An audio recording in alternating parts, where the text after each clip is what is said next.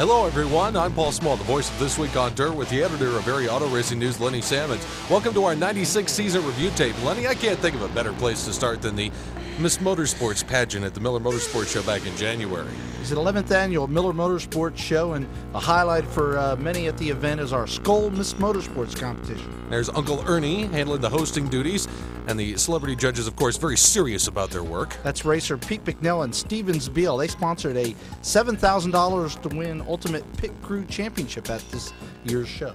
Trisha Brown, the 95 Miss Motorsports, was set to hand her crown over to one of 30 contestants assembled for this year's event. As again, as you can see, the many different contestants all vying for the prestigious crown. When it was over, we had a brand new winner. Kind of shocked some people. It was Melissa Goodling. Here you see her walking up there during the swimsuit competition. And a competitor from Syracuse, Carrie Shuba, was the second runner-up of the competition. Angie Martin, shown here, was the first runner-up.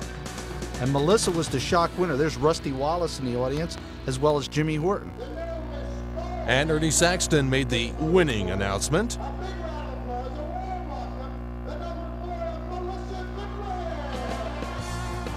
As you said, Lenny, definitely a surprise winner, but she was thrilled. She did a great job. She represented the crown up and down the East Coast and went out to the Knoxville Nationals and just had a fun time meeting fans. And now she has a new line of sportswear. She's going to debut at this year's Miller Motorsports Show. And this year, of course, she'll hand her crown over to whoever will be Miss Motorsports in 1997. And here she is during the sportswear competition. You always get to be in the good parts of this, don't you, Len? Well, sometimes you have to have a job. Someone has to do it. Congratulations to Melissa Goodling, the 1996 Skoal Miss Motorsports. All right, let's get to the racetrack, starting down south of the Mason-Dixon line in Florida. Many of the different groups go to Florida for February for Speed Weeks built around the Daytona 500. And here's the dirt track at the Volusia County Speedway. Now, this is a unique facility that right next door is also an asphalt track. Some pretty wild racing on this relatively flat but fast half-mile racetrack. That's Larry Neighbors there, the early leader in this all-star sprint car opener as well.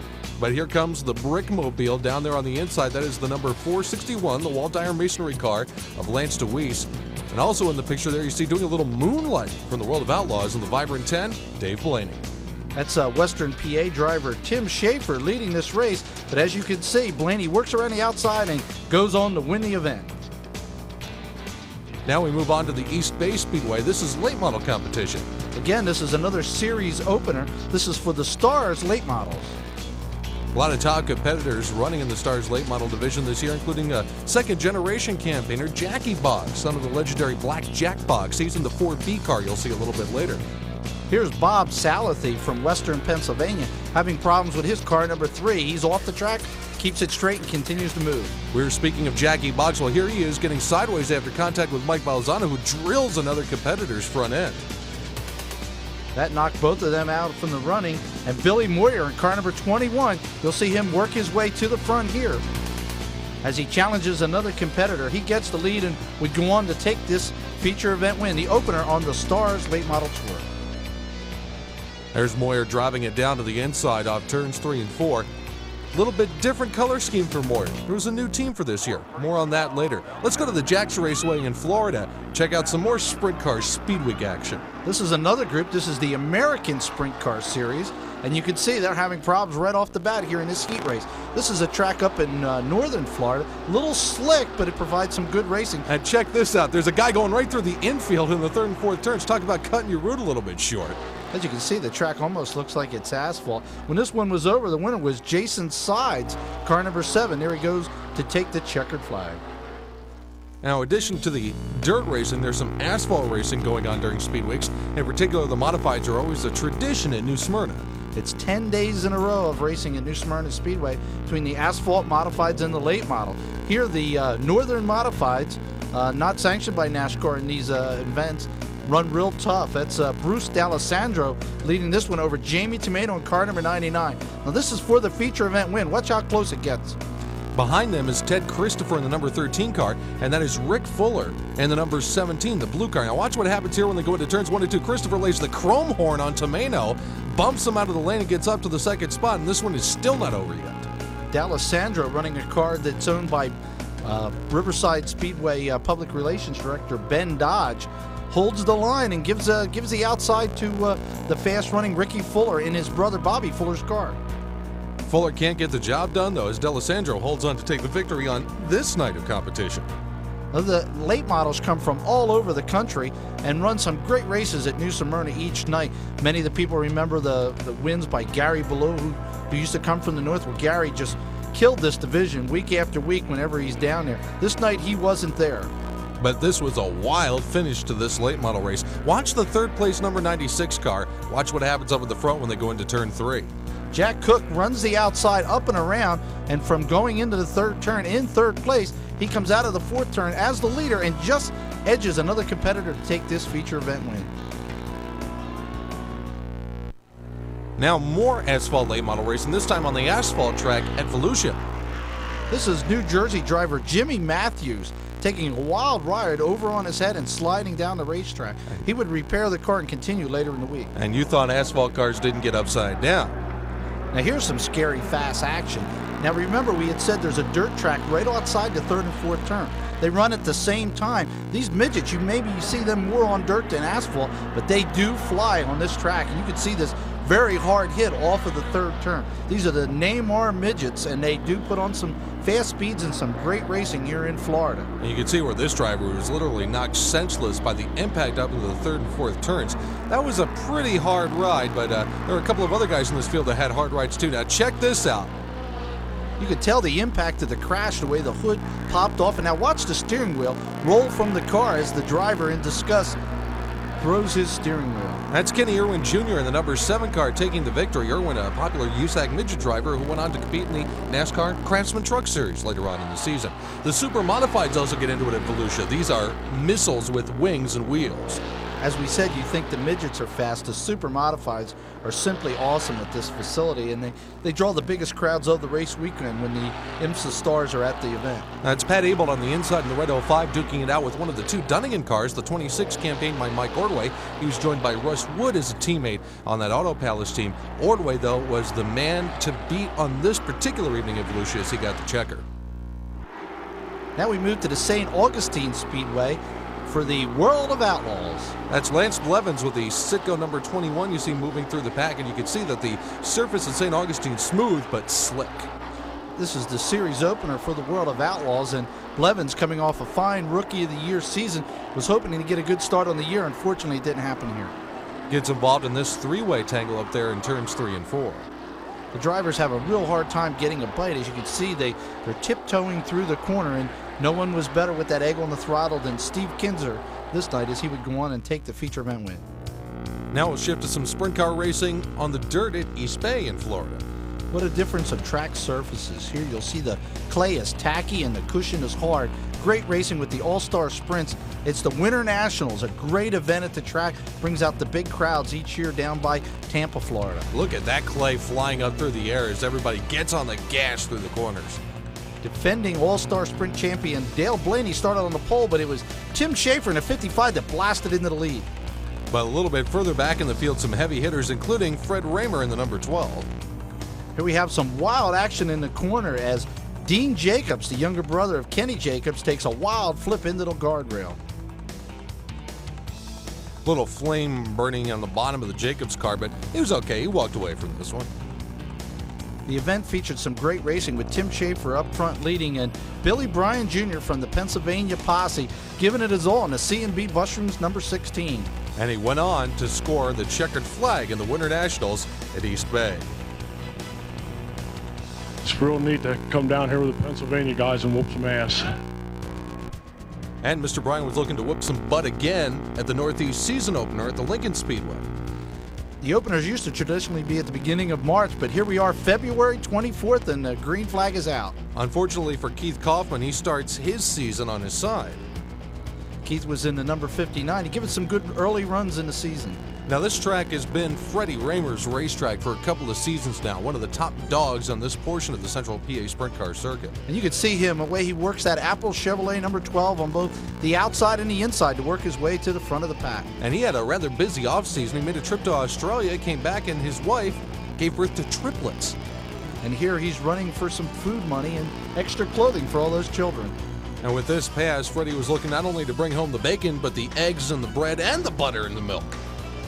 Here's some wild action between him and Billy Bryan. Remember, he had just won the race at East Bay, and he's trying to keep that streak alive. This race was not without incident, though. Here comes Cliff Bryan right into your living room, upside down, bending the wing and everything else of the race car. Now, he was okay, and so was Fast Freddie as he took home the first checkered flag of the Northeast outdoor season. The wins are neat, and that's what we come for, and I need one tomorrow, and I need one the next day, but you know, everybody knows I had them 3 kids. They're pretty much neater than anything I do here. Everybody figured once I had kids, you have to slow down, but I tell you what, now you just got reasons to run harder. It's pretty neat. I'll tell you, I can't wait to get home to see the little buggers. Off to the Hagerstown Speedway, doubleheader for sprints and late models. Here we are with the sprint cars, and that's Mike Wagner, car number 55, and Chris Ashton, 17. Now, they do a lot of passing here at Hagerstown. They even, once in a while, do a wheelie as Esch gets the front end up in the air trying to chase Wagner down. But, you know, you can never count this Brickmobile out wherever it goes. Randy Grove, who does the racetrack surface at the Hagerstown Speedway, prepares the track hard but smooth and very raceable for these daytime races. Now watch Deweese. He's starting this restart in 3rd position. Now he's 2nd before he gets to the flag stand. Now watch this move going into turns 1 and 2. It looks like the hole's about to close up when Wagner drops down, but Deweese sneaks it in on the inside and makes the winning move. And there's the Bulldog, the traditional mascot of the team, and that's car owner Walt Dyer with him. Now, these are the late models, and this red number 24, this is Nathan Durborough, who's been like the king of Hagerstown for a long time now. Nathan would have another great season, 6 wins, and eventually win the track championship. But in the 01, Rodney Franklin was actually the big winner at the track this year. And here, the first race of the year, they're dueling, and Franklin loses the handle and spins out right in front of Denny Bonebrake and a couple other racers. Now, that is Rick Eckert in the other number 24. Yes, you are seeing double.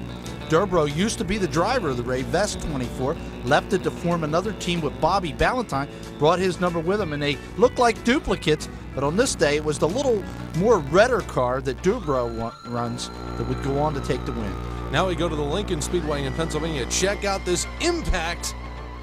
Billy Bryan takes the car hard into the wall after getting contact from another car, and as you can see, shortened the front end up on the race car. Back to green flag racing action. That's Jesse Wentz in car number 2, dueling with Keith Kaufman in the 59. Up ahead, leader Donnie Crakes. Now watch Kaufman work the outside, especially through turns 3 and 4. Just outdrags him going into the corner, but up, here comes that Apple Chevrolet 12 of Freddie Raymer again.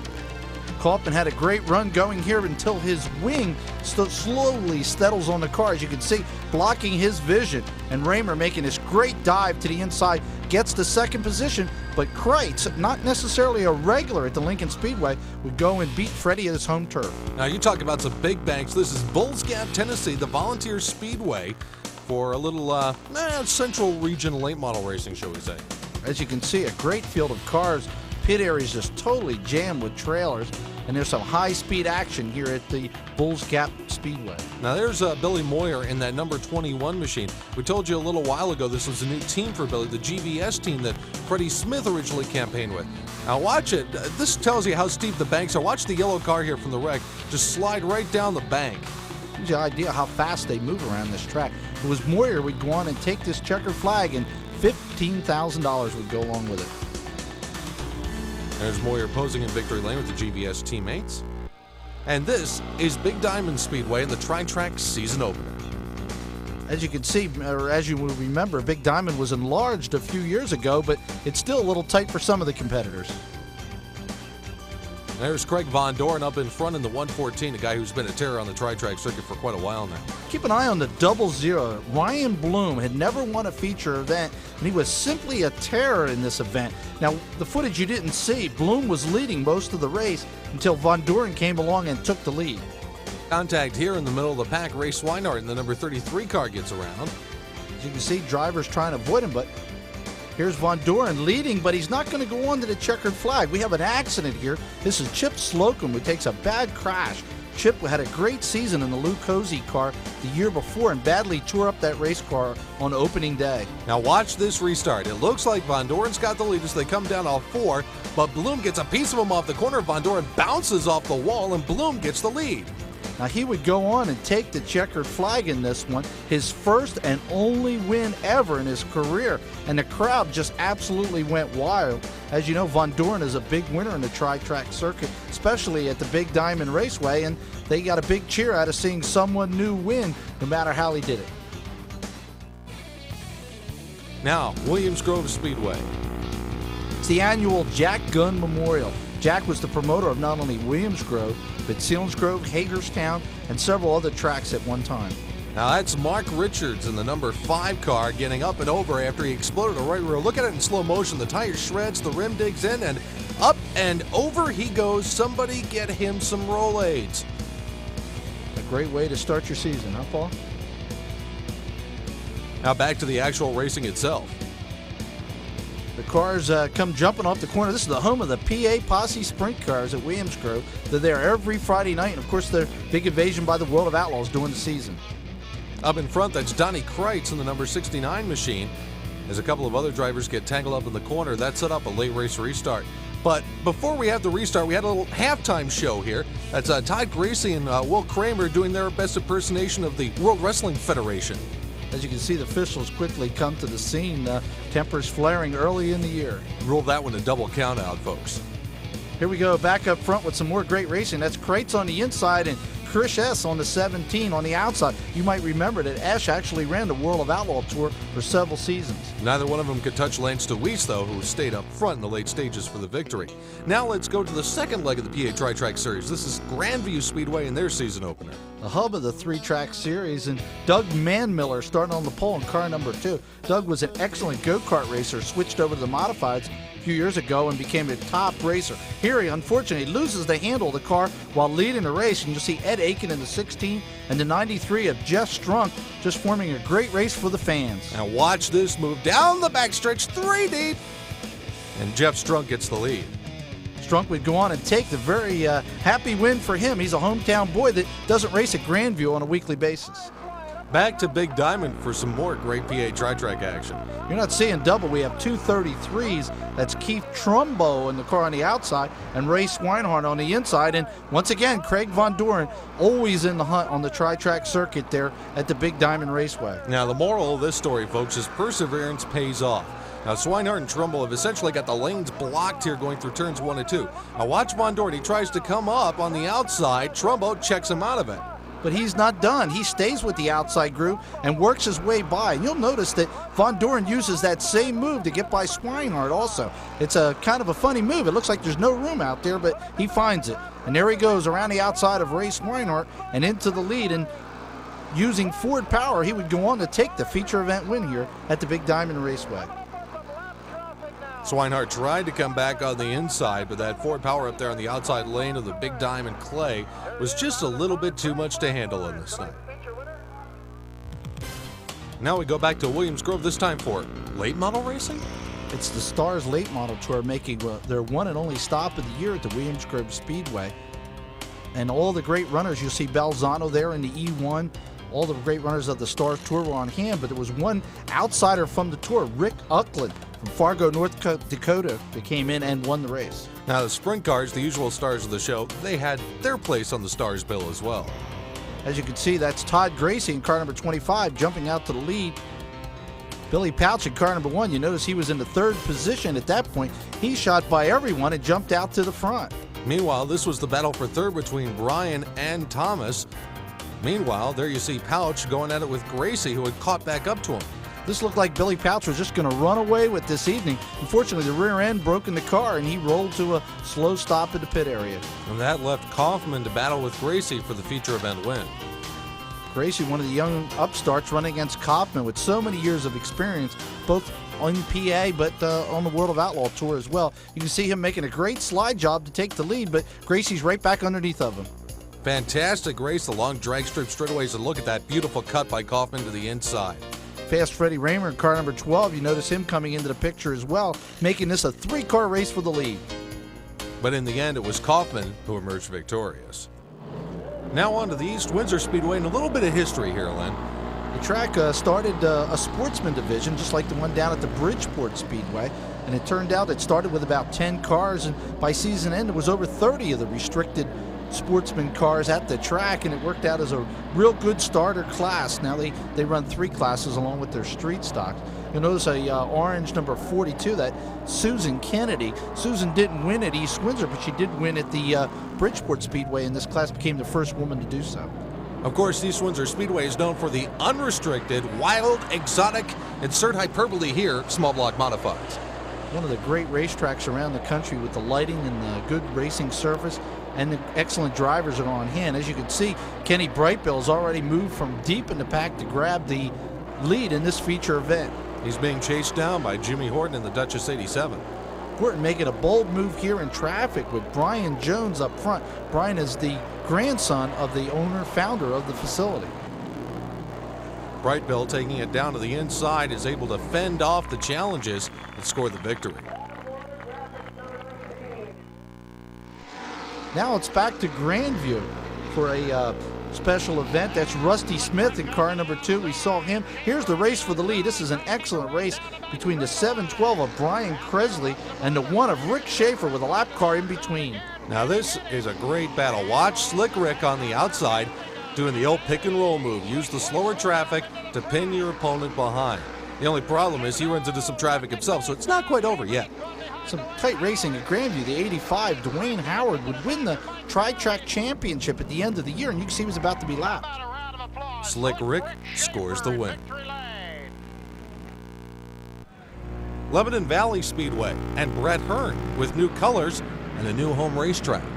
Brett moved to Saturday night action from Orange County to the Lebanon Valley Speedway. Big story of 1996. Unfortunately, his opening night was not a good one as he got around on the inside of turn 4. He managed to keep it going. But the notable part of this race was the controversy that surrounded the battle for the lead between second-generation driver Donnie Corellis in the 57 and Lebanon Valley track champion Billy Decker in the 91. Young Corellis is doing a great job holding off Decker here early in the race. You can see the veteran making his move up the inside to take over control. Now this was the controversial moment of the race. Decker has the lead, drifts high, Corellis goes low coming off turn number 4 as they head down the front stretch. Contact, Decker's car jumps violently. Now as they head up into turns 1 and 2 while Decker is trying to get control of his car, the yellow lights come on, but not for another incident on the racetrack. It was because of the contact between Decker and Corellis. The officials decided to put Decker back up front, a track rule regarding a pass that had contact. However, Donnie Corellis refused to acknowledge the penalty. Decker, thinking that Corellis had been penalized, would be disqualified, did not try to challenge him the rest of the way, so Corellis crossed the finish line, technically in first place. But he wasn't really in first place, and this is where the real controversy erupted. Donnie Corellis thought he had won the race, but then Billy Decker rolled his car out, thinking that he had also won the race. Take a look at it again as they come off turn number 4. You make the call. Was it deliberate or incidental contact? Either way, the crowd at the Lebanon Valley Speedway enjoyed themselves greatly this Saturday evening. They certainly got their money's worth for that opening event. Speaking of opening events, let's go to the opening event for the Tioga Speedway. It's one of the Zachariases doing a little early plowing off turn 3. Without the guardrail on the outside to save himself a lot of damage to his race car, would allow him to just run way off into the grass. NASCAR Modifieds, the regular Saturday night staple at Tioga, and it was Ronnie Shepard who scored the victory on this day. This was their open wheel extravaganza. The Modifieds, there you see Shepard battling with George Kent for the feature event win, were joined by the Winged Super Modifieds of ISMA for their annual appearance at this half-mile racetrack. And these guys fly around this racetrack, I'll tell you that. As you watch the footage as the cars enter the corner, watch as the wings actually adjust down force as they get to the corners. That's Scott Martell in the number 14. He's working through traffic. Trailing behind him in one of the Auto Palace cars, that is Russ Wood. They are battling for the lead, and here Wood gets the lead and then has to face a challenge from the silver number 11. That is Chris Purley in that car. Purley works the outside, looking to take the lead back from Wood in just an excellent event at the Tioga Speedway. And there you can see Wood just almost losing the handle as they came down to take the white flag. Purley, with that move with a lap and a half left to go, got the win. Now let's do some go-kart action at one of the most famous go-kart tracks in the Northeast, Shellhammer's. This is quite a unique situation here, right outside of Reading, Pennsylvania, with over 200 to 300 go-karts racing on a regular basis at this very, very fast dirt track. You'll notice it's picturesque with trees in the infield, and a river actually runs down along the back straightaway. And the action on the racetrack can be picturesque at times too, especially if you're caught looking at it from a slightly different angle, if you know what I mean. Check this out. The speeds at Shellhammers for go-karts are extremely fast, and it's a great training ground. Many of the drivers that run at the Grandview Big Diamond Speedway started their career here, including Jeff Strunk, who was a big winner at the facility. Now here you see one driver climb up on another competitor's wheel, and they're both kind of giving each other that look as if to say, huh? During the season, they had over 100 different drivers win their feature event at that facility. Now go-karts run on asphalt too, and they turn right as well as left, like here at Orville. This is a track right up the road from the Shellhammer Speedway. Many of the same competitors switch over and run on the pavement. A lot faster speeds as they run down into these tight corners as well.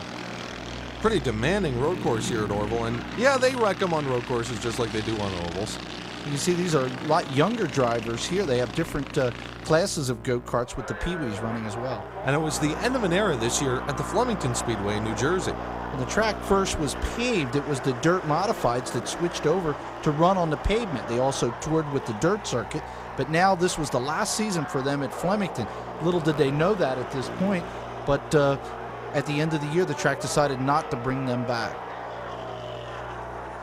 And we have a yellow here as a car spins out on the end. It was a good racing here between Dean Gulick during the season, who would take the checkered flag in this race, and also Kenny Bren, who also ran at the track and won back then.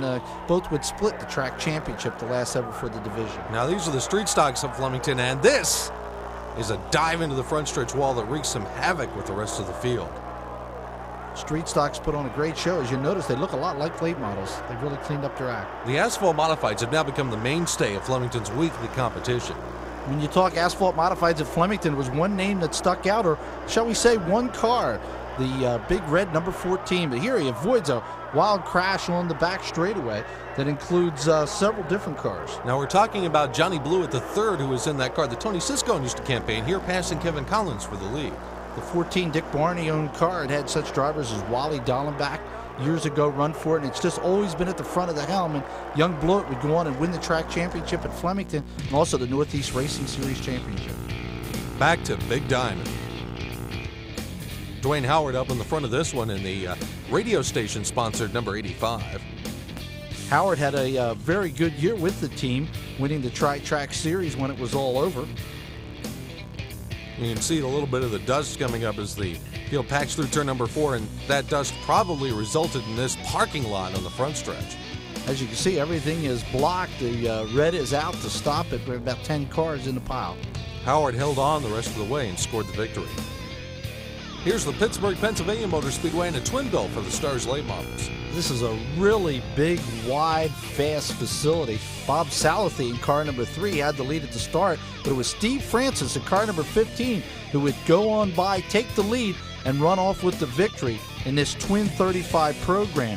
Francis would later win the Stars Late Model Championship. This is racing all up and down the East Coast. He did a great job. Fortunately, on this night, he gets caught up into a wild battle that would take him out of the second event. Here, watch as Lynn Geisler and several of the other competitors all run in close, and it got too close for Francis, who would get tore up in this action. Tim Hitt was also a big winner as he took the Pittsburgher this year. It was a special day Sunday as 4 new members were inducted into the Dirt Motorsports Hall of Fame. Canada's Ivan Little raced primarily in Western New York, winning somewhere between 200 and 400 races. But he considers his most memorable victory a win in a 100-lapper at 5 Mile Point back in 1970. Roscoe Pappy Huff started his career just after World War I ended back in 1919, and some say he knew more than Henry Ford himself. During the course of his career, Pappy won over 1,000 races, not only in modifieds, but also in stock cars, midgets, and the legendary big cars. He's also the founder of the Atlantic Coast Old Timers Club. New Jersey's Stan Plosky originally took over his father's ride and cut his teeth in the sportsman division on the old half mile in Nazareth, Pennsylvania. But Plasky went on to record many accomplishments in dirt modified racing, not the least of which was a victory in the inaugural Daniel Boone 200 at the legendary Reading Fairgrounds Raceway. Stan piloted many cars during the course of his career, including the famous Trenton Mack-sponsored number 27. He was known affectionately as the Polish Prince. Rene the Champ Charland was not only known as a cigar-chomping modified driver, he was also known as one of the clown princes of Northeastern motorsports. Recipients of the Lenny Sammons Jr. Award included Doug Atkinson, Howard Rowe, Tom Coughlin, and Bob Thurston from the old Watertown Speedway, as well as Anna Heath, who, with her husband Irving, formed 5 Mile Point Speedway. And the Gene DeWitt Car Owner Award went to Paul Deasy. Paul owned the big donkey number 707, driven by the Polish Prince, Stan Plasky.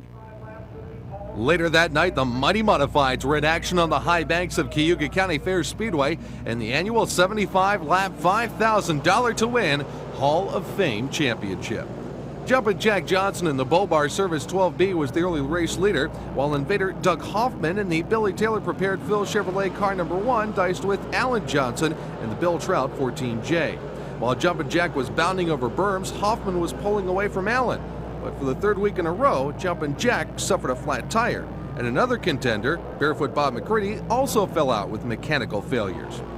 Kenny Brightbill was another invader coming up for the Pennsylvania-Jersey area. The Tabloid Graphics car number 19 with Brightbill aboard had a good showing in the 75-lap feature event. But Hoffman dominated this race here, putting the Reclamation 33 of Jeff Hetzler down a lap. But as the race wore on, so did the racetrack, and that allowed A.J. Slideways to close in on the Billy Taylor prepared car number 1. And when Alan Johnson least expected it, the opportunity presented itself for him to make his winning move. I was getting ready to settle for second, but the track turned. It actually got a lot worse the last 10 laps, and I think he slowed down a little bit, and it gave me the advantage I needed, and got the extra bite down low that we needed that I didn't think we were going to get. But this car has just been working fantastic for us. I just can't say enough about it. Alan Johnson made the winning move with 6 laps left to go and added another victory to his early season hot streak. Want something fast, real fast? How about World of Outlaws at the Grandview Speedway? Want some flips? Some really big flips? Try the World of Outlaws at the Grandview Speedway. Here's Dave Blaney and Cliff Bryant taking a double dose. And if you thought that was something, check this out. Steve Kinzer flips sideways? I didn't know that was physically possible. It was the third bad wreck in a row during the series for Kinzer, and a large part of putting him behind in the points that he would never catch up. He'd end up losing the title this year to his cousin, Mark Kinzer. Who'd have thunk it? That's Sammy Swindell in car number 1, blasting through some very heavy lap traffic to take the checker flag. Now we move on to the CVRA circuit in the Capital District of New York State, Albany-Saratoga Speedway. Brett Hearn really changed his scheduling around and made Albany-Saratoga his regular Friday night stop, too. You'll see him in car number 20, but first we have a hot car there heading off the track. It's a 358 Flambe, served medium rare. Some good racing action, as you can see in the pack, and there's Hearn in car number 20 working the cushion, trying to find the front of the field. Hearn and Kenny Tremont were the big winners in the 358 CVRA Modifieds at Albany-Saratoga this year. Now, in addition to the regular divisions, the Empire Super Sprints also made a couple of stops at Albany-Saratoga this year. These guys are up and down the New York Thruway and into Canada, a great racing series. Mike Woodring in the black number 19 would be the champion for the ESS cars this year, but on this night at Albany-Saratoga, he'd have to play second fiddle to Doug Emery. Emery here taking the checkered flag at the Albany-Saratoga Speedway. Now let's go to the home of the Super Sportsman, Silver Spring. Cars run on tour, but it's Saturday night at Silver Springs that these drivers look forward to. Just making the feature event is a big accomplishment at Silver Springs, with over 40 to 50 of these super sportsmen on hand every Saturday night, and they really do pack them in the grandstand. And they crash just as hard as their big sprint car brothers do, and the racing action for these super sportsman cars is pretty intense. Many of the drivers learn their tools here that they'll take on the super sprint racing, and then some of the more veterans like Smokey Snellbaker end their career here at a division that's a little bit slower than the super sprints. And many would make the argument a lot more inexpensive and a lot more fun at times. But boy, it's great racing at Silver Springs. You can see it's very tight. There's Rich Eichelberger in car number 8. He's one of the veterans of this division. He's just been around forever. These cars are what they call a 30x90 car. They're a little bit longer and a little bit wider than a sprint car. Plus, they run smaller wings. And they also have starters, so they don't have to be pushed off. It makes a great event for the fans. Here, car number 4, John Stoner, a veteran of the track, goes on and takes the checkered flag on this evening. And the legend cars got into the fun of it as well. The class car legends run all over the Pennsylvania, New York, and now also New Jersey tracks, both dirt and asphalt. And you can see many of these fast little cars running here at Silver Springs. And it was a very good, quick track for them to be at as well. Now let's move up to the Utica Rome Speedway in New York for some NASCAR Winston Racing Series action. Mitch Gibbs would win the track championship at Utica Rome and also at Fulton this year, but it would be Dale Plank who would defend the Winston Racing Series championship for the region. That was Gibbs in the number 2, dicing out there with Roger Phelps in the 99, and then Gibbs found himself in a battle for the lead with Jeff Walton in the 2J on the inside. You notice these cars, at least physically, are similar to the East Windsor cars in terms of the body styles. Gibbs here rim riding around the outside and going on to take the feature event win. Again, it was a circuit change this year for Gibbs. You can see the flat right rear tire that befell Walton. Gibbs had his hands full holding off Johnny Barker and Tommy Kinsella in the number 3 car, but on this night, he really didn't have too much of a problem finding victory lane. There's the happy winner, Mitch Gibbs. Back to Williams Grove, this is a double bill, Sprints and Super Sportsman. As we mentioned, the Super Sportsmen run up the street at the Silver Spring Speedway on Saturday. They also run on a Napa Tour as well. But here, first we have the sprint cars, and it's young Lenny Thompson in car number 10. His dad, Bruce, ran both modifieds and sprint cars. Now the youngster who's in college doing a great job in the sprint cars here, leading veteran Donnie Kreitz at the time. Kreitz knocks it down to the inside, trying to get by Thompson. Can't do it through turn 1, but coming off of turn 2, power to the ground is what it's all about. Kreitz, many of you might remember, was also a great modified driver early in his career before switching primarily to the sprint cars. Now here's a fantastic battle in the Super Sportsman feature event between Bobby Weaver and Larry Jackson. Here they go down the backstretch. Here's the pass for the lead as Weaver gets her up in front. Many of you might not remember that Weaver was a great sprint car driver for many, many years before returning to the Super Sportsman, here winning this very close feature event. On the final lap, did you know how close Larry was off the 4th corner? He tried the high side, then he tried to duck to the inside. Could you see him or could you at least hear him? No, I heard him, but I couldn't see him, so I figured I was good. Once we cleared the corner, he wasn't going to beat me to here. You know, they say the good things come in small packages, such as the case with the micros at Linda's. This is a track where qualifying for the feature event is not a gimme in any sense of the word, with 65 to 70 micros in the pits trying to get in the feature event field. That was Lenny Cardero getting upside down, and this is Wayne Miller doing his impersonation of Lenny. The 252-stroke micro sprints put on a great Friday night program at the Linda Speedway, and they also run at many of the other nearby tracks. You can see the action throughout the field is just outstanding. Terry Schaefer would end up being the track champion this year at the Linda Speedway, wins several races, and Terry's also a chassis builder. He builds many of the cars that he races against. Here you can see the micros dueling through the corner, racing for that checkered flag and the prestige that goes along with it. The NASCAR Busch North Series made its second straight visit to the Tioga Speedway in the southern tier of New York, and Mike Stefanik, former modified campaigner, who still gets behind the open wheel cars once in a while, might have had an advantage. He's run this track a few times. Car number 44 is Andy Santeri. Keep an eye on him as he works the outside of the track. Andy is a bright young talent, would end up second at the Busch North points this year with his eye on moving south in 1997. Here, unfortunately, gets caught up into an accident, spins around. Robbie Crouch in car number 6 tangles with him. Stefanik also got sideways as well after a tussle up at the front of the field.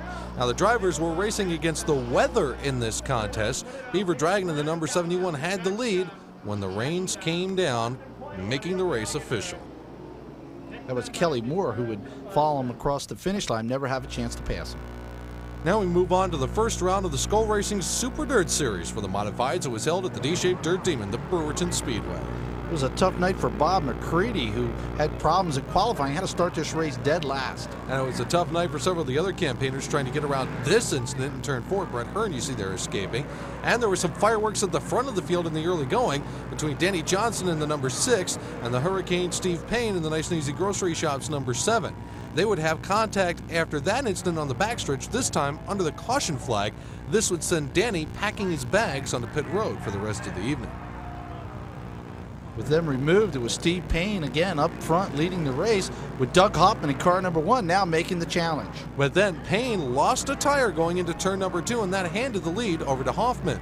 This race still wasn't over yet, though. Meanwhile, charging his way from the back of the field, battle-scarred though it was the Kitty Drug Syracuse frame Caprera number 9, with the master of going faster at the wheel. Here he makes an inside move under Hoffman in car number 1 to Billy Taylor, their wrench machine, to take the lead. Hoffman would finish second in this race to the master of going faster, who did another last-to-first sweep to victory lane. Now, important night at the Brockville Speedway. Bob McCready's young son, Tim, looking for his first ever feature event win.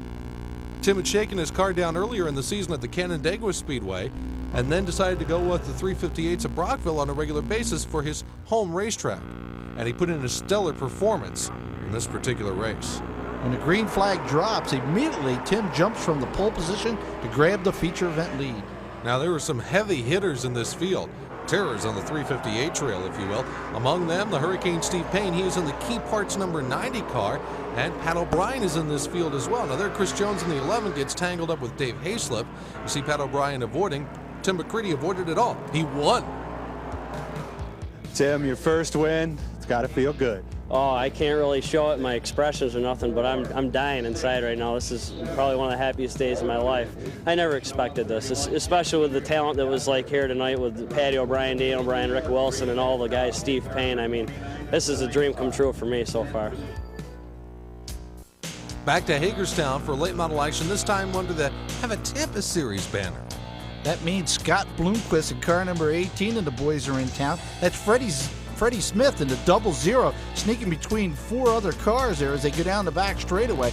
Freddie would be a veteran on the tour this year for the first time, and he would go on and take the title away from Bloomquist. But anytime Bloomquist is at a racetrack, he's a threat to win. Here he passes Clint Smith to get the lead. And it was a double dose of happiness for Bloomquist on this night. Not only did he score the feature event victory, but his teammate, Ronnie Johnson, was right behind him, finishing in second. Yeah, you know, I'm really happy for that. I kept looking up at the board every lap, going to seeing where he was at. You know, I was really glad to see him get into second there at the end. And, you know, I saw him getting second a few times on the board, and, you know, we're thinking this might be our first 1-2 finish this year. And then I saw him lose it, and then at the end he got it back, so we're pretty happy about it. The Grandview Speedway has many traditional events during the season. One of them is the Schaefer's Family Restaurant Night. This one's twin 35s, and at the jump of the green, it's John Kellner in the 67 trying to get the lead. Contact with Barry Renninger in the 386. He goes hard into the wall, and Keller, as you'll notice, he has no markings on this car. It's unsponsored. He goes on and takes the win. His old sponsor, Huts Glass, was on the Dwayne Howard number 85 this year, and guess who wins the second event? Yep, you guessed right if you said Dwayne Howard. A little ironic there, isn't it? Here he passes Dave Faust for the lead, and Howard would go on and take the second half of these races. Both of these are very high dollar paying events. Next up on our tour, we go to Williams Grove. And that's Billy Pouch in car number 1, taking it over easy as other cars make contact as well. This is the Darrell Gone Memorial, and Donnie Kreitz was the star of the show. On the program as well was the URC Sprint cars, making a return after many years. They would be running at Williams Grove. First, there's Kreitz in victory lane. And here's the URC campaigners with a familiar face behind the wheel of the number 77. We had seen a lot of Freddie Raymer early in the film in the Apple Chevrolet car. He switched to the Al Hamilton ride. On this evening, he put a small block motor in it and won the URC feature. Back on the Skoll Series trail, the team's headed north of the border to the tight quarter mile of Cornwall. The problems for Danny O'Brien and Doug Hoffman, which creates problems for everybody else behind them. That's Buzzy Ruderman in 00, Alan Johnson, several others in the big pileup. Brett Hearn, the corporate jet as he's referred to, a master of driving through traffic, and here he shows his moxie, if you will, as he outdistances Billy Decker. Jeff Hetzler mixing it up with Jimmy Horton a little bit further back in the field, but no problem for Hearn as he gets his first career win at the Cornwall Motor Speedway. We now move to the Fonda Speedway for the Skulls Series. This is the very special Thunder Along the Mohawk event, and it was a special event for Dirt Television as well. It was the first ever live dirt modified telecast nationally as the syndicated show Rush Hour on Dirt took to the airwaves. With the national audience on hand watching, the rain was drizzling during this event, but the show must go on for the TV audience, and the drivers put on a great event. Unfortunately, both Doug Hoffman and Billy Decker both fell victim to the slick track conditions. Dave Camaro was a surprise star in this race in the number 26 machine. The Fonda Speedway regular worked his way up to second place and dogged Jimmy Horton right till the finish of the 75-lap contest, but it was Horton who got the $15,000 payday. Oh, it was great. This Dutchess team did one heck of a job on the car. You know, it was just had to drive it around. You know, it was a pretty smooth race. You know, we had to worry about the rain a little bit. What can I say? You know, Olson chassis, file motor. You know, what else can you ask for? Well, I got up to him and it started sprinkling a little bit harder, and I was hanging the tail a little bit more, and Jimmy was hanging the tail, but I just couldn't get a run on him. I tried him on the outside in the last lap. It just, I don't know, I just needed a little bit more. A couple more laps, we probably could have had him, but you never know. All in all, it was a spectacular start to a series of live dirt modified races on national television.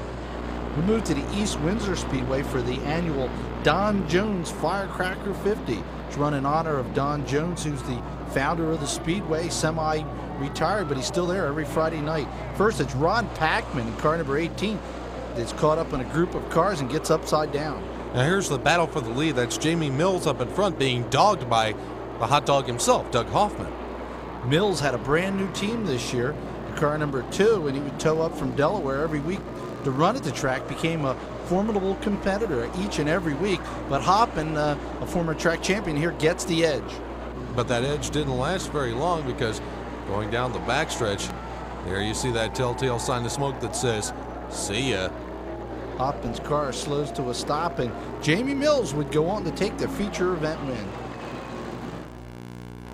Now we go to the Wall Stadium in New Jersey for something that's really starting to catch on now on the short track level. We are talking, of course, about truck racing. With all the success that the NASCAR Super Trucks had, a lot of the weekly tracks started truck divisions, Wall Stadium being one of them.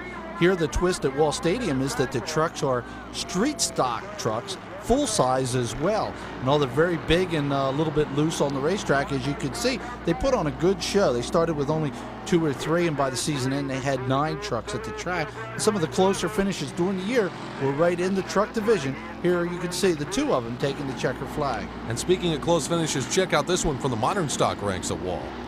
These are the Pro Stocks, as they now are called, and it's a close finish right to the line. Wall Stadium, of course, has always been home of modified racing, the Budweiser Modifieds. The former NASCAR-style type Modifieds have gone from the track many years now. The BRS Modifieds packed them in at the track. Here, Dennis O'Rourke leads Mike Carpenter, and the 2 of them run to the finish line, but it's O'Rourke who would take the feature event win. His dad is also the chief steward at the racetrack. Now, new also at Wall Stadium this year were the Legend cars. The New Jersey state rules said that the cars could not run on a track the size of Wall Stadium prior, but they made an exception, tried them out. They worked real well, and it did real well for Kevin Welsh as well. He took the checker flag. And the street stock or strictly stock division of Wall is always full of action too. They also give the fence a beating here as many cars tangle. Some of the wildest races at Wall Stadium. They get the fans on standing on their feet as they watch this wild and woolly class each Saturday night. They call them street modifieds in Delaware. They look like street stocks to us, but we can both agree on one thing. This is one whale of a finish, Lenny. Dale Bounds and John Emery run side by side for the lead as they head down the back straightaway at the Cathell Family Delaware International Speedway. Now with traffic ahead, it looks like the 99 is in trouble here and out of it for the win. But as they come down off the 4th turn, Bounds makes his move down to the inside. They come to the line, and Bounds was declared the winner. Now we move to the Nazareth National Speedway for the Busch Grand National North Division. Now, this is a race, as you can see, many people didn't see. It was rained out on Sunday and actually run on Monday morning. just to get the event into the record books, and Steve Park would beat Kelly Moore to the finish line. Park later would be announced the driver of the Busch Grand National car of Dale Earnhardt. On to Ransomville as the Skull Racing Super Dirt Series heads into a hectic summer swing, starting with the Summer Nationals. This race showed a lot of action. Now check this out off turn 2. Can you believe this? 4 wide in modifieds? And they all got through safely without a nick on any of them. This race was dominated start to finish by Dr. J. Danny Johnson in the Freightliner 6 scoring the victory. The Firecracker race at Syracuse. In the sportsman competition, that's the racing promoter Alex Friesen in the number 68 machine.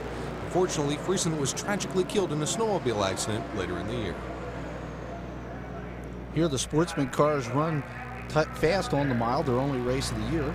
Vince Vitale scores the victory, his first ever in sportsman competition. Great way to start. And that's Brett Hearn. He's scoping out the tire temperatures. This was a very hot and humid day.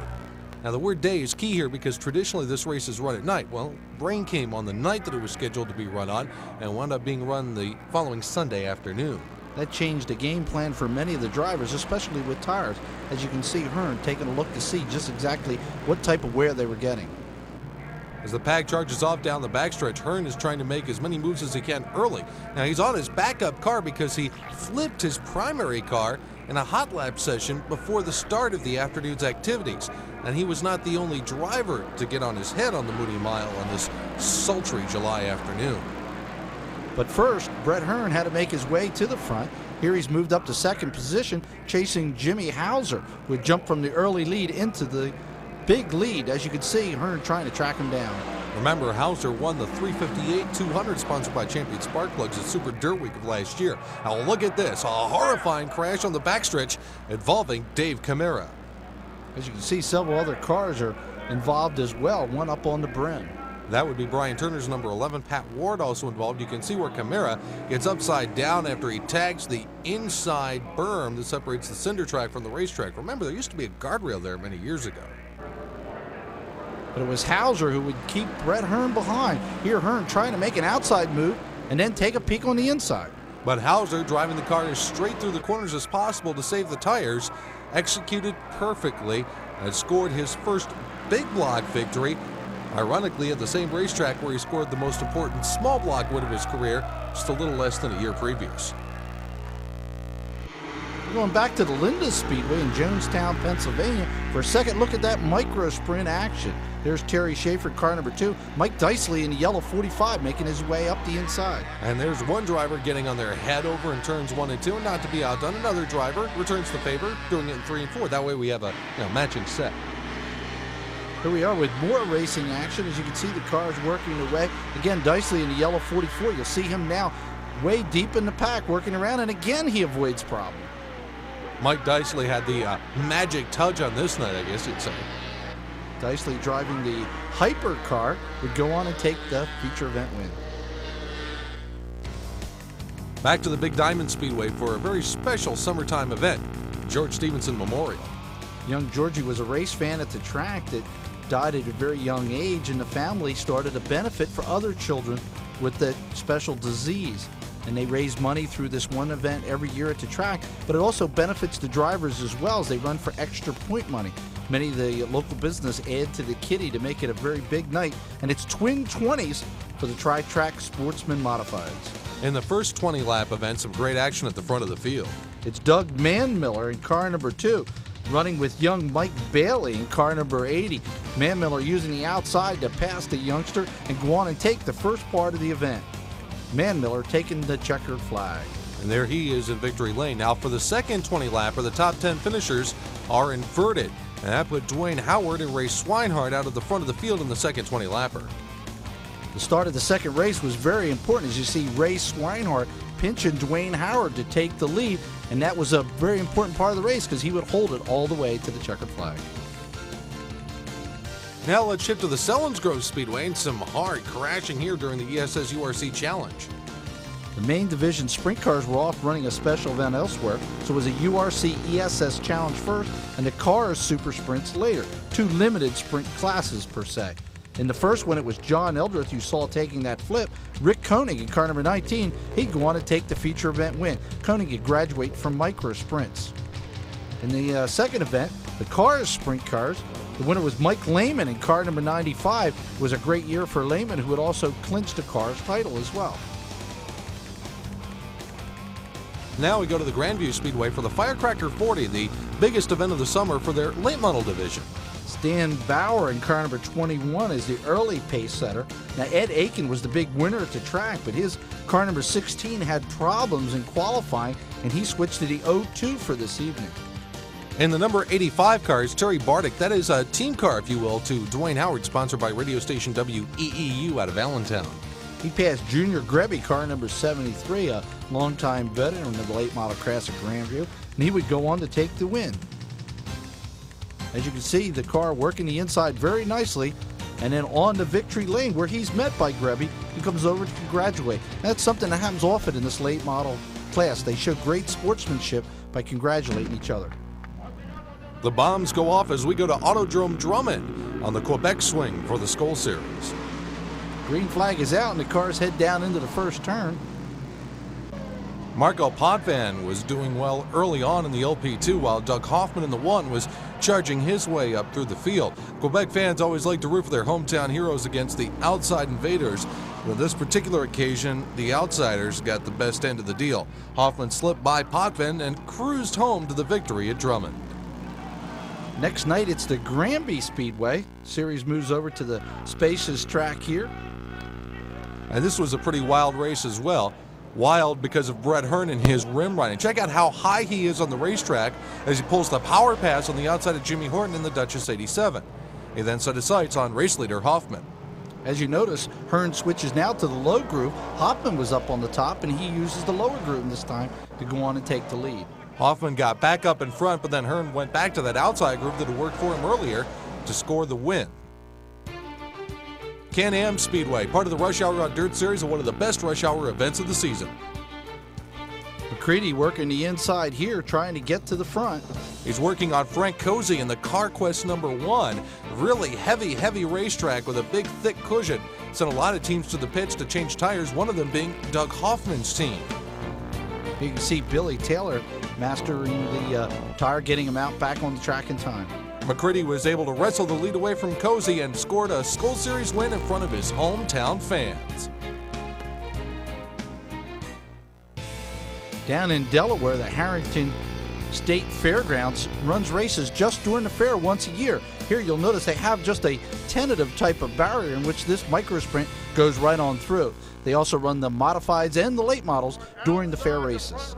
That is Billy Pouch drawing the pole position for the Skull Racing Super Dirt Series event at the Bridgeport Speedway. And once again, the teams had to contend with a very fast and heavy racing surface. With Billy Pouch up front, it allowed him to pace himself, if you wish, not having to run on the harder, on the tires outside groove. Now there you see A.J. Romano in the number 16 getting crossed up and collecting a couple of other cars in the fracas. A number of cautions in this event, and several drivers had to make frequent pit stops to change tires and clean mud out of their rims.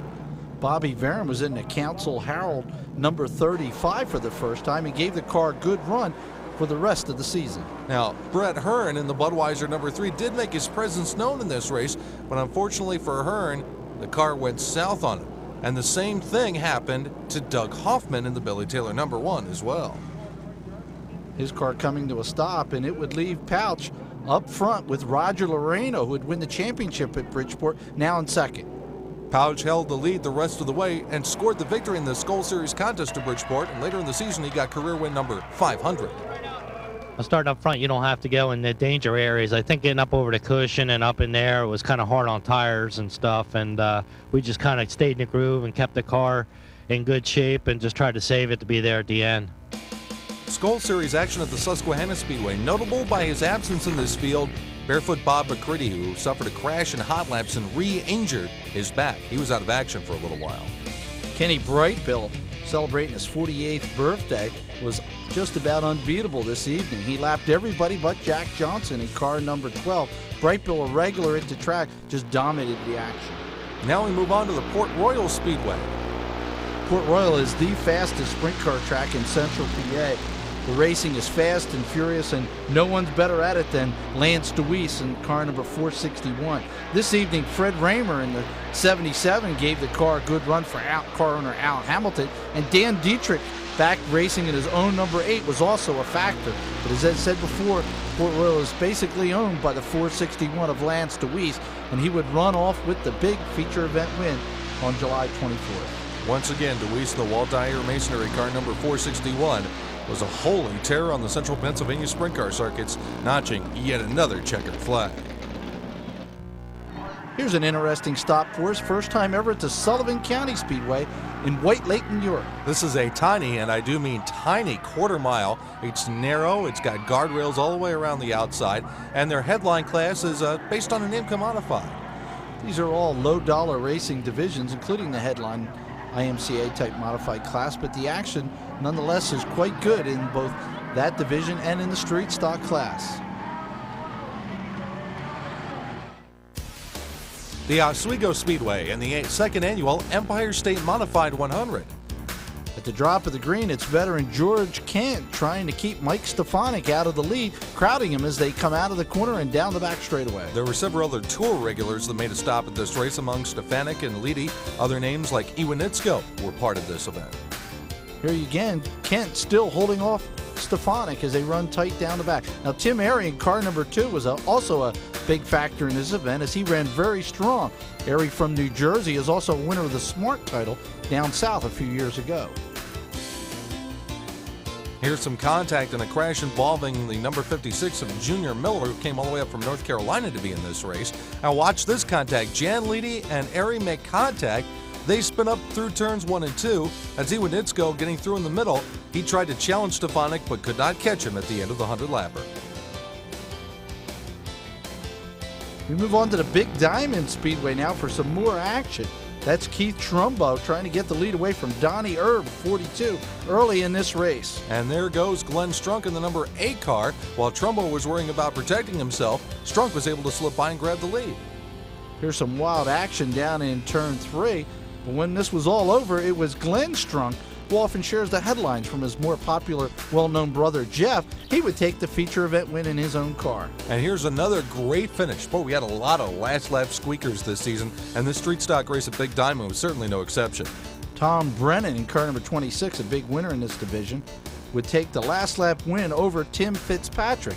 At the end of the season, it was announced that this class was going to be diminished at Big Diamond and replaced by a truck street stock class. And there you see Brennan doing the pick and roll move with the slower car to score the victory at Diamond. Now, the World of Outlaws at the Williams Grove Speedway. Billy Pouch leading Mark Kinzer early in this event with Sammy Swindell in car number 1 also right behind. Swindell in the blue 1 ducks underneath as Mark Kinzer flies high. And speaking of flying high, Jeff Shepard, Todd Schaefer come together as Schaefer checks out of the Williams Grove Hotel the hard way. Schaefer is a hard-running Mr. Excitement in the area. Fortunately, not a good one for him this evening. Now watch Steve Kinzer here. Mark Kinzer coming up on him. Steve says, "Excuse me, cousin, I was here first." This was a quite change in the way the standings usually are in World of Outlaw events. This year, Mark Kinzer definitely had control of the action. Here, in one of many times during the year, he passes Steve and goes on to win the feature event. This one at Williams Grove. We go back to the Grandview Speedway for the annual Forrest Rogers Memorial. This is a 40-lap event that pays $10,000 to win. Early in the race, Smokey Warren took the lead away from Ron Herring. And here it's a tangle at the back of the field. As you can see, Jeff Strunk just avoided Kenny Gruber spinning. Up front, Smokey Warren trying to hold the lead with the 712 now being driven by Ray Swinehart moving to the inside. This car is owned by former track official and also former racer Mike Kelly. And when Swinehart got into the seat later in the season, it became a great combination. Here, him taking the lead. And this combination led Ray Swinehart to a $10,000 payday. Ray, was it as easy as you made it look there in the final laps? I don't know. I thought that's a pretty tough competition. Guy can't see behind me. Speaking of tough competition, the Outlaws made an appearance at Hagerstown. You can see this big track is very spacious and gives the World of Outlaws plenty of room to put the foot all the way down on the pedal. Now there's the senior Steve Smith dicing it out with Steve Kinzer for the 3rd spot. During the season, the Elder Smith ran events only that had time trials and big dollars at the end. And here, Kinzer is able to wrestle the third position away, although Steve tries to get it back. Meanwhile, Sammy Swindell outran Mark Kinzer at the front of the field. There's neatly splits the needle going through traffic and winds up scoring the checkered flag. On to the Ransomville Speedway Skull 358 Modified competition. Danny Johnson is a regular at the Ransomville Speedway with his own car. Tonight he has the Freightliner number 6. Danny, the co-track champion at Ransomville this year with Canada Joe Blazek. Meanwhile, the early race battle at the front of the field featured Leadfoot Tim McCready and fellow North Country driver Tim Fuller in the number 19. But Dr. J tore his way through the field and swept both the big and the small block Skull races at Ransomville. We move to the New Egypt Speedway now with their weekly Wednesday night modified program. Well, the tight little quarter mile is a little too tight here as many of the cars pile up in the corner. Now, after this incident is over with, here you see a little contact between another couple of competitors training some chrome at the front of the field. That's John Blewett, car number 5, trying to race with the lead with Harry Reid. Unfortunately, Harry gets spun around, and you can see before Blewett can get up his steam, it's Kenny Woolley in car number 25 working to the outside. Back with some more action again, it's Blewett with troubles as he tried to get up alongside of Reid again. His car slows down, he loses many positions. Reid skirts up with the lead, but before this race was over was Kenny Woolley, the defending track champion, who had raced to the checkered flag.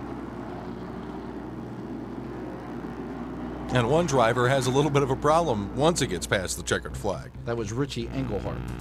And this is Kenny Tremont in the 115 at Mr. Dirt Track USA at the Lebanon Valley Speedway. This is the only race Kenny Tremont really hasn't won during his career at the Valley. He's won all the different title events, won the track championship several times, but never this one prestigious and high-paying event. Now here, Brett Hearn gets taken out in this wreck. He clips another car and badly tears the right side of his car off. Meanwhile, Kenny Tremont scores nearly $20,000 in the Mr. Dirt Track USA title. Now on to the Flemington Speedway in New Jersey, the NASCAR Craftsman Truck Series. This event, this series in its second year, has been a great big boost for racing, and the Stevens Beals Company sponsored this event for the second time at the Flemington Speedway. Last year's champion and race winner at Flemington, Mike Skinner in car number 3, had his problems in this one throughout the event. Here racing with a lead car, he gets spun around. That's Jimmy Hensley in the Mopar truck, and that results in a multiple truck pileup coming off of the corner. This is a live television event for the Flemington Speedway and a great boost for them as they sell out the seats all the way around the track and also get to showcase their own Saturday night program. Here's Skinner in the middle of trouble again, this time with Joe Ruttman's number 80. Ruttman goes around and tastes the foam up in between the corners. Now, in a NASCAR Craftsman Truck Series race, there are no pit stops. There is, however, a 10-minute halftime period where the teams can work on their trucks. That was Ron Hornaday's truck, which is owned by Dale Earnhardt, getting service. Hornaday would go on to win the NASCAR Craftsman Truck Series championship, but he wasn't able to get close enough to the race winner on this day, which was Mike Skinner.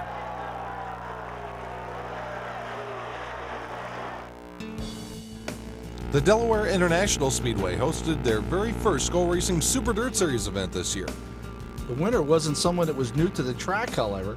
Danny Johnson, here working the outside of Dave Cameron at 26, would take the win in the Freightliner number 6. Now, he had won an end-of-the-season event at Delaware International many years ago in a Freightliner car, and ironically, it was the first time he'd ever driven for coroner Ray Bramwell. Here's a wild flip at Williams Grove. Car catches the third turn guardrail and takes a wild flip over it. But that pales in comparison to what we would see later on in this particular program. Here's some more close racing at Williams Grove. With many of the cars, that's Billy Sims in car number 59, a youngster there holding the lead over Scott Jones. Car number 13, don't see many of them around. Now here's Jeff Thomas in the number 77 heading up into turn number 1. He makes contact with the Siegel machine. They both go up and over, and Thomas parks his car.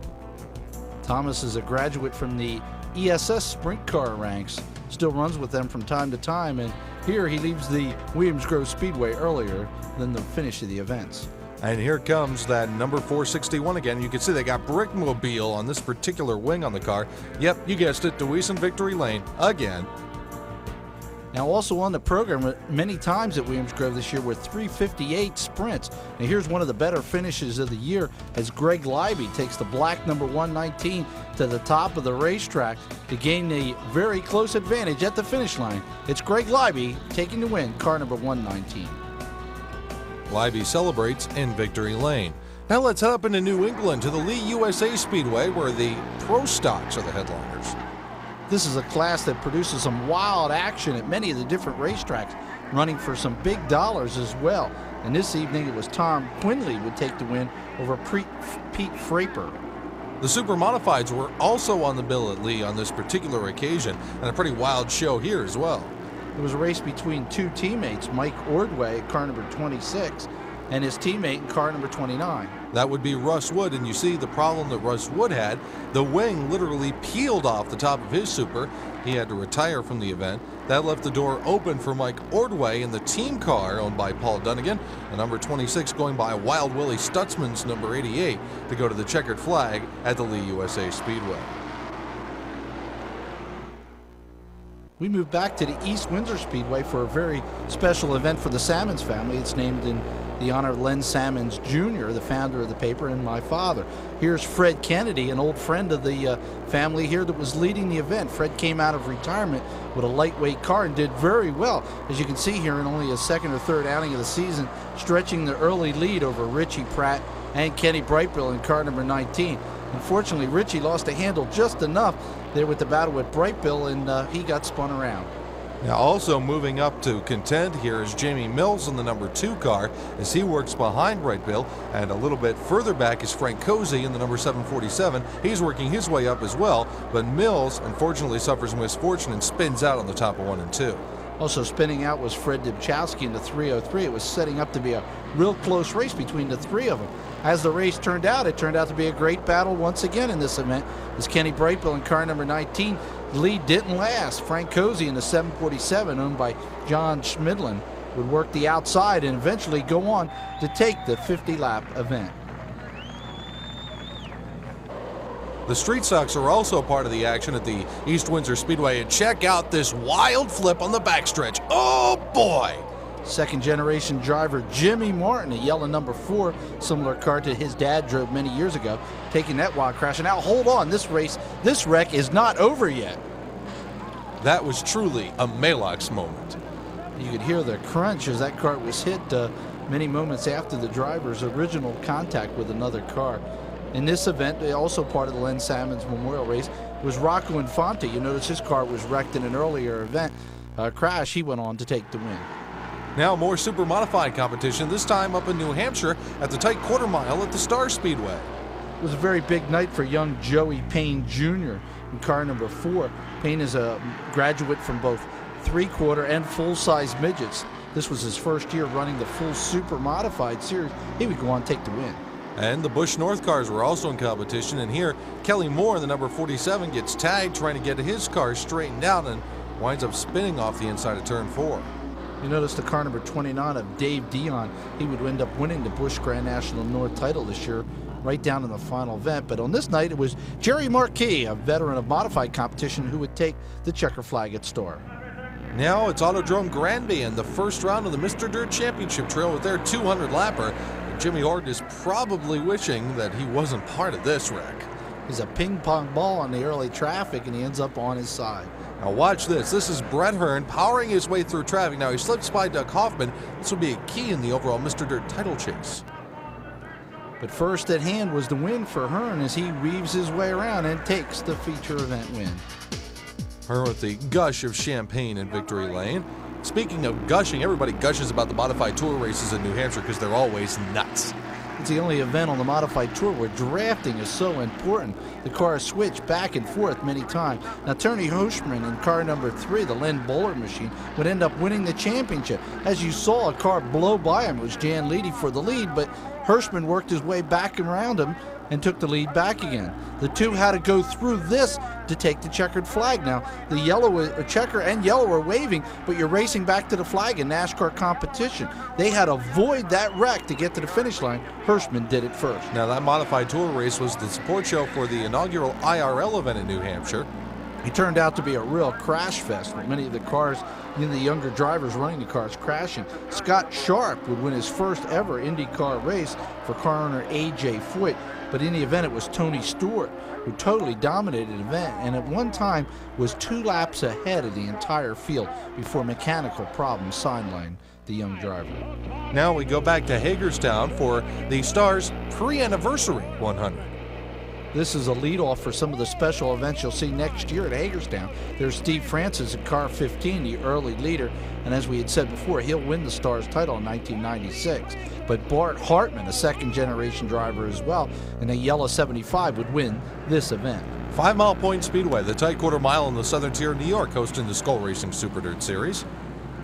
Many of the cars, there you go, Brett Hearn and Bobby Varon in car number 18 again, racing hard in this tight little bull ring. There's Mike Colston in the number 51, a 5 Mile Point veteran of many years with Ford power under the hood of his car. Doug Hoffman would win the race, but more importantly, Mike Colston would get the precious guaranteed starting spot for the Phase 300 at Syracuse. And there's Colston, a regular at the track. Rolling Wheels Raceway, part of Rush Hour on Dirt, another heavy and wet racetrack, produced this pileup when Billy Pouch got sideways. Doug Hoffman and many of the other cars blocking the racetrack, and many good cars were knocked out. Now here's the view from the Rush Hour's CarQuest in-car camera. Frank Cozy at the wheel guiding you through this multiple car pileup without a scratch. Up front, Steve Payne would hold control and take it to the feature event win. Alan Johnson had a good run going until late in the race when he blew the engine in his machine. Payne waving the checkered flag in victory lane. Let's go back to Wall Stadium for more Budweiser Racing Series competition.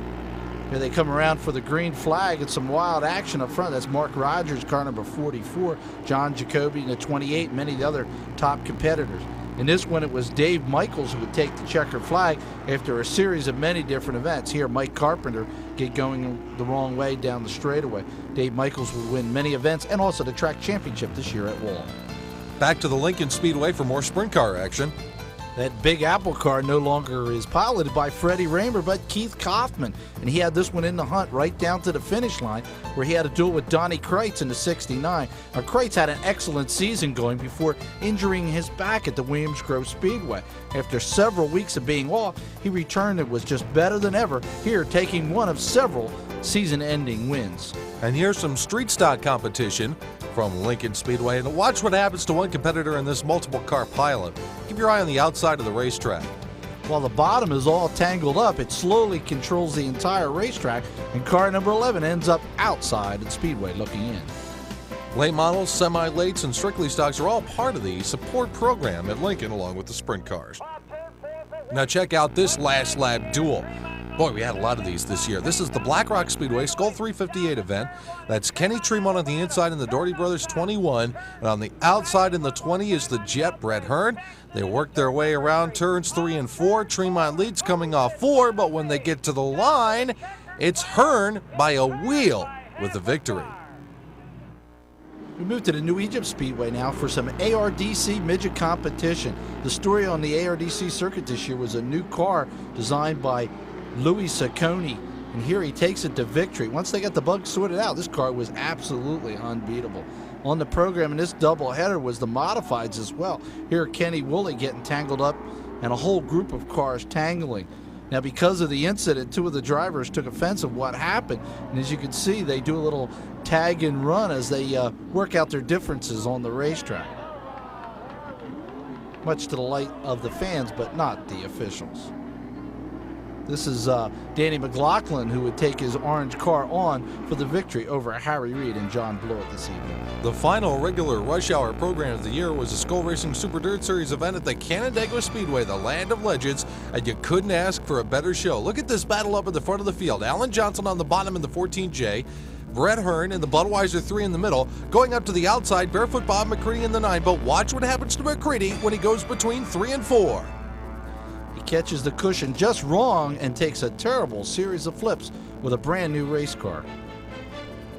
Keep in mind that McCready injured his back earlier in the season as well, and I'm sure that flip didn't feel too good. But feeling good was what Alan Johnson's night was all about. He ducked underneath Brett Hearn, who faded late in the race with mechanical trouble and scored the victory. Ironically, it would be his last win with the Bill Trout team. We move to the Big Diamond Raceway once again for the Jack Rich Coal Cracker 60. This is an event that pays $10,000 to win. And up front, Craig Von Doren in car number 114 was trying to make Jeff Strunk 93 earn his money. And what happened? Von Doren wound up earning himself a 360 and a little extra. Strunk still had many competition guys he had to deal with. The 11 of Tom Mayberry, a veteran on the circuit. Mimi DeSantis in car number 8. As you can see, DeSantis and Mayberry working hard on each other to keep the second spot, leaving Strunk alone to go on for the win. Jeff Strunk celebrates a $10,000 payday. $10,000, and I'm sure you can use that.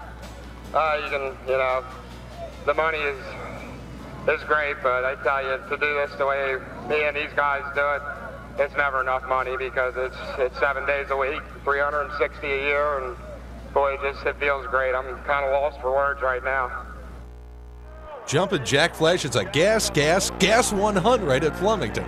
It's the Street Stock's biggest event of the season. It was a wild and woolly one here.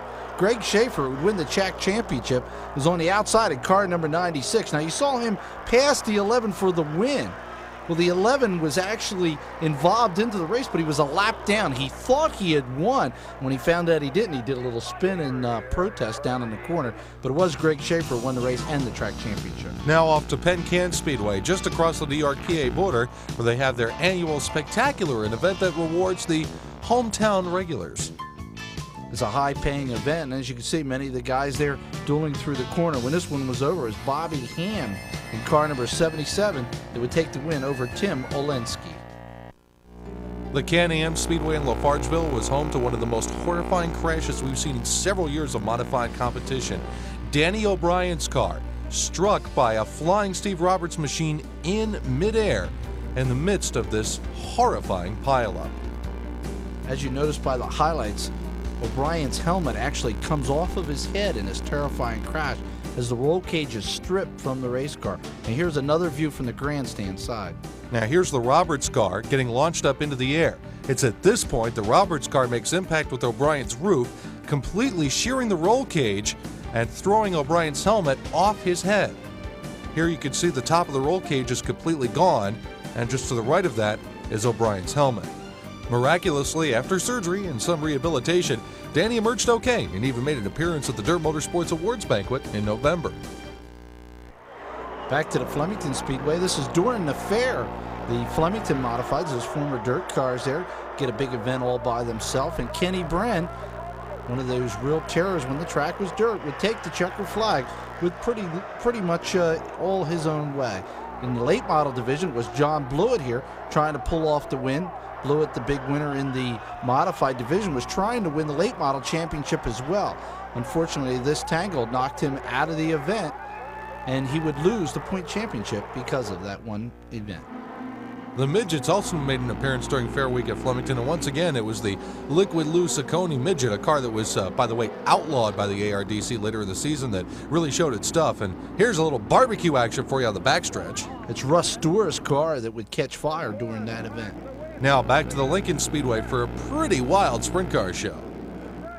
This is the Pennsylvania State Championship event for the sprint cars at Lincoln. Donnie Crate, 69, on a tear, is trying to win the event. Now you'll notice Chris Hess in car number 17 making a big challenge. Now there was a fuel stop in this race, and after the cars were refueled, on this restart, Kaufman was leading, but Esch drops down underneath him coming off turn number 4 to take the lead. But this one's not over yet. But as so often said, you'd often be better to be lucky than be good. The yellow comes out. And with the scoring reverting back to the last completed lap, Kaufman was put back up at the front of the field. He wouldn't make the same mistake. As you can see, the car that spun around causing the yellow. He wouldn't make the same mistake on the restart and would blast back out into the front of the lead and hold it until the checkered flag. Keith Kaufman, aboard the number 12, scores another victory at Lincoln. Well, yeah, I got up a little too high in the powdery stuff. It was a tough corner down there getting off, but you know, you only get one shot. You know, I kind of got lucky. Somebody spun out, so that's the way it goes. Now we move to the Clinton County Speedway in Pennsylvania for some late model racing. Late models are the headline class. They share the summertime events with the sprint cars, but the late models are there at the beginning and the start, and it's a great season for them there. In this race, it was Jim Yoder, the early leader, but Carl Billett would work his way by and eventually take the feature event win. And here's a Flaming Legend. On the program were the Legend cars, and you can see this guy a little upset. No one was around to put out his fire. Eventually, he did it himself. In this race, it was Paul Rochelle who would take the win. As you can see, the little Legend cars making for some good racing action at the Clinton County Speedway. Now on to the biggest event on the PA Tri-Track calendar, the annual Freedom 76 at Grandview. Not 10 or 15, but $18,000 to win, plus money, other goodies that go along with this race. The Grandview Speedway works extra hard to make this a special event with the girls on hand, the fireworks, and much excitement prior to the event. Pit area was full of cars, and Keith Trumbo and Chip Slocum brought him down for the start. Slocum going up to the outside of Trumbo and Swinehart grabs the early race lead. In 1995, Chip Slocum couldn't do anything wrong at the Grandview Speedway. He would win this event and many others, but 1996 just wasn't good to him. And as you can see, he got a flat tire while leading the race, turning it over to Dwayne Howard. But lurking in the back of the field and making his way forward was one Mr. Pouch. Here, Pouch trying to split between two cars, including Jeff Strunk, as he moves towards the front of the field. Strunk was expected to be a factor in this Freedom number 76 in the Auger Manufacturing 93, and he was until he came up into turn number 1 and got bounced into the outside wall. With Strunk out of the way, it was now a two-car battle between Dwayne Howard and Pouch. And finally, Pouch's experience wore down Howard as he worked the inside. Pouch brings it off turn number 4 to get the lead and goes on to collect the $18,000 and yet another Freedom 76 checkered flag. Here comes Pouch off the turn to take Bruce Harmony's checkered flag. This was one more win towards his goal of 500 wins. Well, we're working on 500 this year, and I think we're down to 3 to go, so I got to work hard at every one and try to get it this year. On to the East Windsor Speedway and their season-ending 100-lapper for the small block modifieds. Here's some early race action here on the home straightaway. As you see Doug Hoffman's car getting bounced around. Doug's in the yellow number 5. Now Jamie Mills in the number 2 is quick in this race, but nobody could catch the Duchess 87 of Jimmy Horton. As you can see, the car was just on an awesome rail. They had a fuel stop at halfway, but Wade Hendrickson here in the Z1 gave him a good run after a restart. The 87 Duchess car was just simply too much, and he ran away. Kenny Brightbill had a flat tire that made him go to the pit area. He was able to get him back into the race and take the checkered flag, but no one was able to touch Horton. Now here you'll notice him passing Chip Slocum. Now Slocum's car was badly damaged in a race a few weeks earlier, so another driver, Gary Butler, loaned him a car, and Chip was able to clinch the title in that vehicle. It's a special event for Sportsman Modifieds at Williams Grove. At the drop of the green, Jeff Strunk took the early advantage, but right away there was a problem with Toby Tobias Jr. in 17 getting spun around. Check out this action in the back of the field. Mayberry in the 11 powering his way through. There's Rick Schaefer, and here is a flaming Mimi DeSantis. DeSantis exiting the car in a hurry. You'll notice he'll run over the fence. Here's another look at it. Mayberry got sideways. DeSantis got into him, and the car just explodes into a fireball. Luckily, Mimi was able to exit the car without injury. The rear end of the car had broken, rupture in the fuel tank, causing this fire and allowing it to reunite. Rick Schaefer was the winner. Mr. Rick Schaefer. Slick Rick scoring a victory on slightly foreign territory for the Sportsman Modified campaigners that run the PA Tri-Track Series. Also on the program were the sprint cars, and here Billy Bryan races hard for the lead. Now Bryan held the lead in the early portion of this race and did it rather strongly.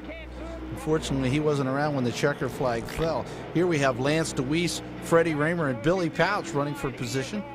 Pouch dives to the inside to bag a couple extra spots. Meanwhile, Bryan's car breaks.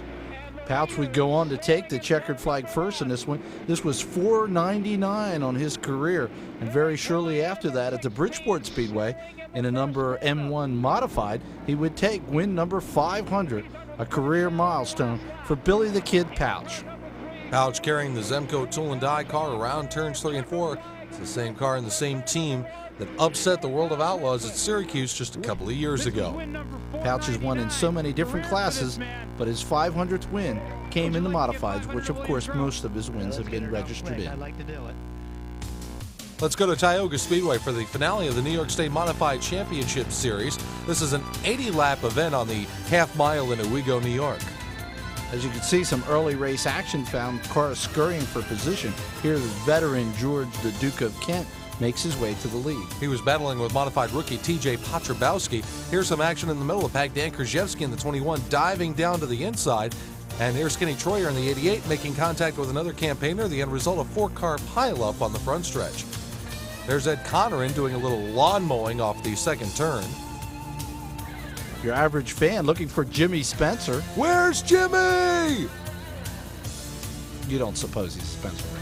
No, I wouldn't. Not the least. Now let's go to the Mahoning Valley Speedway. Here's some wild racing action. During the season at Mahoning Valley, a real milestone victory came about from George Wamble. For the last 30 years, George has won at least one feature event every year, and he took it his yellow number 81 to victory earlier in the year, so he turned the wheel over to a youngster named Stacy Brown. Stacy went and registered a win as well during the year. The word is that the legend Wamble will be back to try to make it 31 next year. Now, you just saw the Mahoning Valley Modifieds. Those are old dirt cars with 4-cylinder engines. You say they run a ton of different stuff here at Mahoning. This is the late model / strictly stock class. This is their 4-cylinder class. Then they have 5/8 scale super modifieds that run there on a couple of occasions. And if that's not enough to fill your plate, they even run mini cup cars. Here, Anthony Portafido would take the checkered flag, but first you can see cars are able to run 4 wide. The small little cars do a great job at Mahoning Valley Speedway. Next week on the Speedway. So let's start it up on turn number 4. Let's wave them off. If you get that blood flowing again. Get your program, your Victoria 200 weekend at the Fulton Speedway kicked off with an Empire Super Sprint show that was full of surprises. Here the ESS do a World of Outlaw traditional 4-abreast parade lap for the fans prior to the start of the race. Now the track was extremely tacky on this night and extremely fast. And with a wide surface at Fulton, you've got a variety of racing lanes. You can run almost anywhere on the speedway, even in the infield. Ouch. Let's take another look at this as this sprint car piles into the Butch's Automotive safety truck. And that was a brand new truck that night. Mike Woodring, 19, who would win the ESS championship, would also win this event. Now on to the National Open, one of the most prestigious events for the sprint cars of Williams Grove. It's a 2-day World of Outlaws show, so you expect that. Mark Kinzer, Sammy Swindell, Steve Kinzer, one of those guys must win. Wrong. It was the PA Ponce's day in the spotlight as Lance DeWeese and Walt Dyer's number 461 caught the right setup not one day, but both days, and just totally destroyed some of the best competition in sprint car racing. Here, a great battle between Dave Blaney and Mark Kinzer for second, but up front it was Lance DeWeese, long gone, as he would win both days and take home some big dollars for the team. Now on to the Challenge of Champions weekend at Flemington. This event was formerly the Race of Champions, but now the track is on its own running this event sponsored by Torco Fuels. On Saturday, it featured a open competition modified event, which means it went by the regular Flemington rules, and the finish pretty much came out as it had all year there at the track. Johnny Blewett III, car number 14, ran off with the victory over Pete Britton in car number 55, and that's exactly the way they would finish out the point series, with Britton finishing second also to Blewett. Now here's a strong challenge by Britton around the outside to take the lead, but soon John, using his head, worked back along the inside and took the lead, and eventually would go on to take the feature event win. The Victoria 200, one of the biggest small block modified races of the year in New York at Fulton. Billy Pouch had won the first couple. Frank Cozy has won this race. A lot of the great drivers from New York in recent years, Dale Plank especially, have been controlling this great race. Now working his way from beyond the 40th position, believe it or not, was Kenny Brightbill. Now he had to avoid things like this errant tire that went up into the first turn wall. This tire coming off Frank Cozy's number 747. You can see Cozy slowly stopping up on the top of the racetrack. Now here's a battle at heavy traffic during the first of the two 100-lap segments that make up the Victoria. Toby Tobias Jr. in the 17 trying to wrestle the lead away from Brightbill. That's right, Brightbill came from beyond the 40th spot to lead in the first segment. Now here he takes the checkered flag at the end of segment 1. Segment 2 was no different. Tobias fell off 30 laps from the finish, and Brightbill smoked the rest of the field to score his first Victoria 200 victory. He adds his name to the great win list for this event and also took home the hefty paycheck that went along with it. Back to Flemington for more Challenge of Champions competition. This is the street stock event. This is a very prestigious race, and trouble up ahead as the leader goes smack hard into the wall. Is it over yet? I don't think so. Ouch. Many other competitors try to avoid this tough scene. At Flemington, you're going just so fast that a problem around the corner, you can quickly collect other cars. Now we move to the Waterford Speedbowl in Connecticut for a little legend car action. And if you don't think the legend cars can grind them up and bang them up with the best of them, guess again. This is the New England group of legend cars. They're all the way throughout the country. You'll find them. They put out some great racing action. Here now the modified class, which is a restricted modified class. Some wild action with Eric Bernard getting tangled up. Eric is a young driver out of Quarter Midgets that won a couple features this past year. The championship at Waterford and the feature event this night went to Jimmy Broderick, car number 3. That's him pulling into victory lane. Back to the Flemington Speedway for the conclusion of the Challenge of Champions weekend with the NASCAR Featherlight Modified Tour event. It was the return of the NASCAR Tour to the track, and for 250 laps they put on some great racing action for the fans. Now here up front in the early race lead is Jan Leedy as the rest of the pack files through. Some heavy action in mid-pack, and Bruce D'Alessandro is able to avoid this hard crash up on the outside of turn 1. Luckily, the foam saves the cars from major damage. Mike Stefanik battling for the lead with Tony Hirschman's number 3, Leedy just behind. Stefanik was just absolutely awesome during most of this race. Hear him taking the outside to get the lead, and once in front, he would dominate much of the event right up through the pit stops. Pit stops always a critical part of any modified tour race. Stefanik's car here getting his service. As you'll notice, they pit on both sides of the pit area, giving plenty of room. Now on the restart, Tim Conley in the Mystic Missile is the leader. And watch this action now. Billy Pouch had blown the motor and sat in the middle of the racetrack and crashed cars from all different ways, totally blocked the racetrack. This totally changed the entire event. Now watch again as Pouch's car, which had blown the motor, left the wheel out on the track. Cars crashed up top. The track was blocked and nowheres to go. Cars went every which way. Now Stefanik was caught up into this action, and his car was badly bent. As you can see, the Bobby G car and also Conley were all knocked out of the race, and it dramatically changed the whole finish of this race. Jan Leedy in car number 25 now was the leader, and Steve Park in car number 8 gave him a good run right down to the final checker flag. But it was Leedy who would win this race. Ironically, later at Oswego, Leedy would win the Race of Champions as well. Now on to the Silver Anniversary Super Dirt Week at the New York State Fairgrounds and Friday's Triple 20 qualifying races.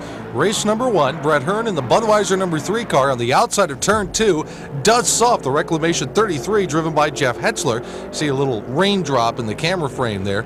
It was another cloudy Super Dirt Week, but skies were bright and sunny as far as Brett Hearn was concerned as he picked up the payday in winning the first 20-mile qualifying race. Race number 2 found Steve Payne on the outside of the front row. When the green flag dropped, he had Kenny Brightbill alongside him as they raced down the home straightaway. Payne was able to outdrag Brightbill going into turn number 1, and from there held the lead the rest of the distance in this second of the 3 qualifying races, although he had some pretty fast company behind him. Brightbill had a good week going in the Tabloid Graphics number 19, and he tried to stay with Payne in this race. Here's Payne pulling into victory lane at the conclusion of the second qualifying event. Now on to the third and final qualifier. As you can see, the drivers lining up for this race. Now these help set the starting field for the Sunday's Phase 300. Doug Hoffman, running a short track car that hadn't even been properly inspected, only got a couple of laps in before he parked that car right up on the trailer.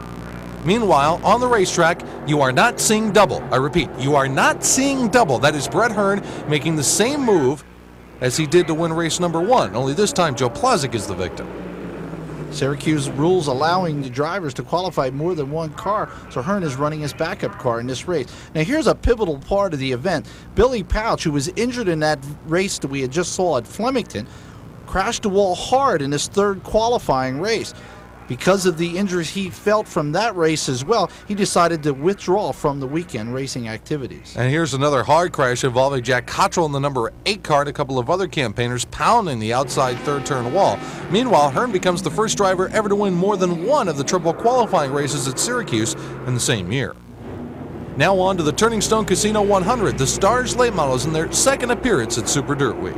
Little did anyone know this would also be the last appearance of the late models. They put on a fast-pack action show with Donnie Moran, who had won the year before doing a similar event. And here's a hard crash. Johnny Mason severs his car in half after hitting a Jersey barrier. Nathan Durborough also involved in the incident. This race was a carbon copy of the previous year's event, including Mason having a crash. Donnie Moran led this one from start to finish. Moran scores the victory in the Big Johnson car number 99. The Stars late models are going to be replaced at Super Dirt Week by Sportsman and Street Stock races. Now the 358 race is part of the Saturday program as well. Joe Plazek takes the lead at the drop of the green in the Plazek Auto Recyclers car number 1, leading a field of over 50 cars down to the start of this 125-lap, 200-kilometer event sponsored by Champion Spark Plugs. This event's been getting bigger and bigger on the Super Dirt schedule each year, and more of the modified drivers are running both events. Key point in the race, Joe Plazek makes his pit stop, but it's on lap number 29. The pit stop window doesn't start until lap 30, so Plazek would have to stop again. Meanwhile, the racing action continued until the next yellow break. Now here you have Tremont and Hearn dueling for position. And keep an eye on this. This will be a large portion of the race. And here's Joe Plazek, who on the next yellow flag makes a stop and go. That's his mandatory pit stop, but that knocked him out of contention. The Hurricane Steve Payne led a good portion of the event till about 30 laps from the finish. Something broke on the Nice and Easy car, sending him behind the wall. And it came down to a tooth and nail battle between Kenny Tremont and Brett Hearn over the final 15 laps. Remember, we had saw this earlier at the Albany-Saratoga Speedway. These same two cars racing for position, and Hearn pulled off the win right at the end. You can imagine it was on the mind of Kenny Tremont Sr. Tremont has won the 358 event at Syracuse before, recently within the past 5 years, and he added another 358 win to his canon with a victory in this year's Champion Spark Plugs 200. Kenny Tremont Sr. obviously thrilled, and Kenny Jr. was pretty happy too. Now we move to the Rolling Wheels Raceway. This is a special modified invitational event that was run on the Saturday portion of Dirt Week, replacing the World of Outlaws show that was usually held at this venue. As you can see, Danny Johnson went off the backstretch just a little bit, never took his foot out of it, however, and drove it right back onto the speedway. This was a good night for Jeff Hetzler in the Reclamation 33. He picked up $2,500 for this win. Also part of the show, the sprint cars, but under ESS URC challenge rules. The two clubs that got together for selected events during the season brought strong fields of cars to the race, and they earned points for each of their two series. When this one was over, the winner was Kramer Williamson, driving a Franny Hogue number 39. On to the Silver Anniversary Phase 300, the granddaddy of all modified races. Fast qualifier Kenny Brightbrill brings him down for the green flag along with Joe Plazek on the outside in car number 1. Plazek grabs the early lead as the rest of the field files through, ready to go 188 laps, looking for an excess of $100,000 for the winner's share of the purse. There's a look at the CarQuest in-car camera that was run with Frank Cozy during the Rush Hour Raw Dirt television series. Once again, it was not a good weekend for Bob McCready, who fought handling problems with his new car, steering problems actually, and in the race he was also at early dropout. Now here's a pivotal moment in the race. Brett Hearn, coming out of the pit area, is drilled by Donnie Corellis. This broke the spindle on the front end of Hearn's modified and knocked him out of contention for a record 6th Phase 300 victory. Everything had gone so well for Hearn up until Sunday when he first had motor problems with his car, switched to his backup car, and then developed that problem after the pit stop. Now that wreck gave Doug Hoffman the Skull Racing Super Dirt Series title. Meanwhile, as the race continued and lap 100 approached, it was the 348 of Orange County Fair Speedway regular Rick Mill who picked up the $10,000 bonus for leading that lap. Now he would duck into the pits a couple of laps later for a splash of fuel, and the rest of the leaders would follow suit. That left Donnie Corellis out in front of the race, with Danny Johnson and Doug Hoffman not too far behind after the round of pit stops. Here's another look from Cozy's in-car camera as Hoffman drifts by, chasing down Danny Johnson in a battle for the second position. With this pass on the inside of turn number 3, Hoffman set himself up, knowing that Donnie Corellis would have to make one more pit stop in the 300. Hoffman took it very smooth and easy, conserving fuel. He had exactly 2 gallons left in the tank when he came across the finish line, finally winning the Phase 300. A first victory for him and for crew chief Billy Taylor. What an ending to a absolutely unbelievable week, and I just can't be more happier with the work. The guys worked so hard on the race car. I mean, they had to switch motors and drag another car. I mean, it was just a lot of work all week long, and it all paid off. We moved to the Hagerstown Speedway for one of their double shows of late models and sprint cars. Now here's a wild crash you have to take note at.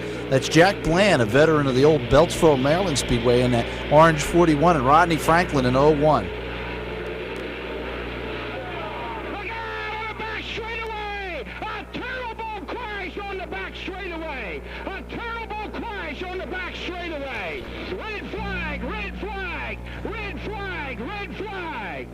You notice the 2 cars get together, and Bland's car hits the corner piece of the fence where the cars go out of the pit area to leave the racetrack. After he bounced off the wall, he was collected by Tom Myers' car and totally destroyed this late model. Luckily, Bland's injuries were not as serious as first thought, and he returned to the track later to watch the races in a wheelchair a couple weeks later. In the event, it was Gary Stuhler in car number 19 and Franklin dueling hard for the lead, and it was Franklin who would come out with the feature event win later that same day. In the sprint car races, it was all Lance DeWeese in the 461 as he ran off with yet another feature event win with his late season charges. Now we move to the Seacoast Speedway in Delaware for an event they called the Bon Voyage race. The 358 restricted modifieds of the regular division at the Seacoast Speedway, formerly the Georgetown, Delaware Speedway. An invader at the track was Jeff Strunk, and Strunky went on to take the win. More action from Delaware International Speedway. This time, the sprint cars are running an open show. This was right down the road in Delmar, Delaware, the same day. We had the Outlaw sprint cars per se.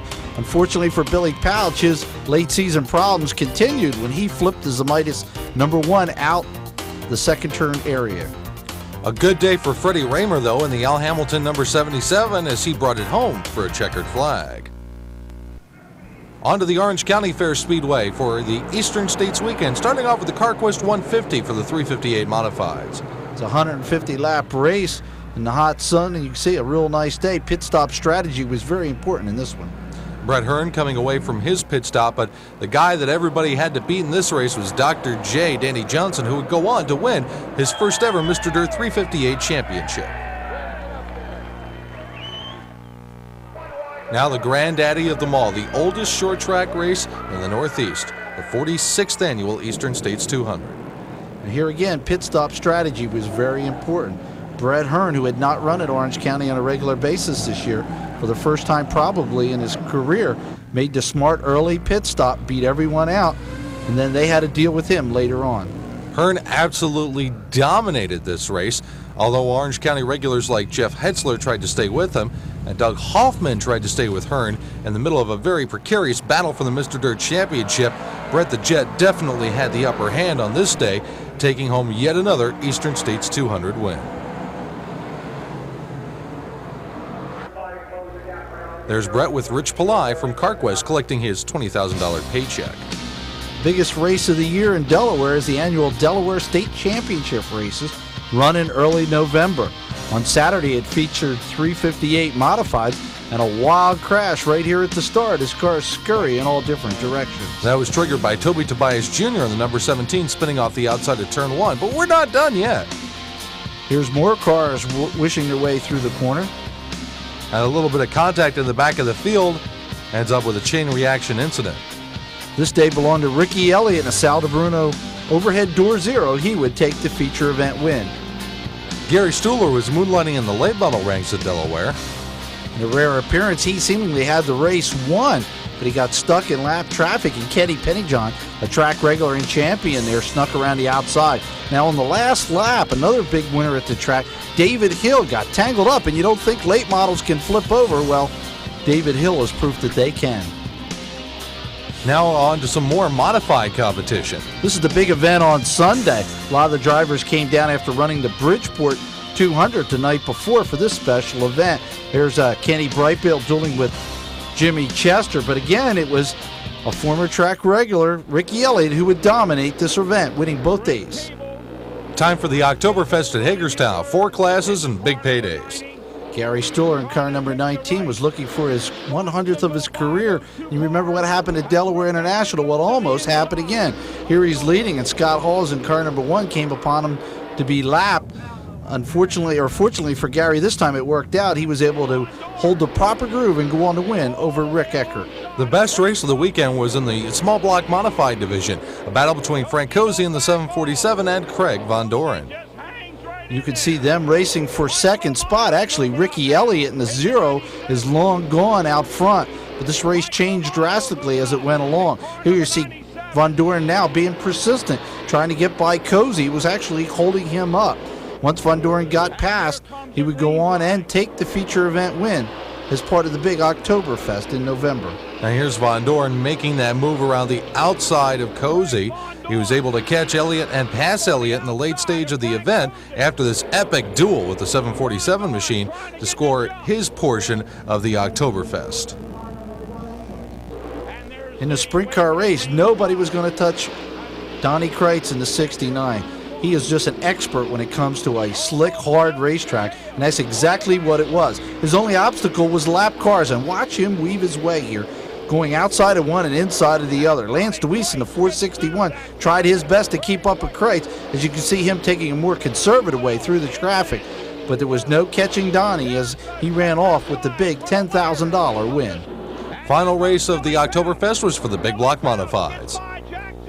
Racing early was tight. Here you see cars gathering together in the third turn, several of them getting in trouble, including Roger Loreno. Doug Hoffman seemed to have this race pretty much in the bag aboard the Phil Chevrolet Billy Taylor number 1 until he came off the 4th turn and promptly flattened a tire.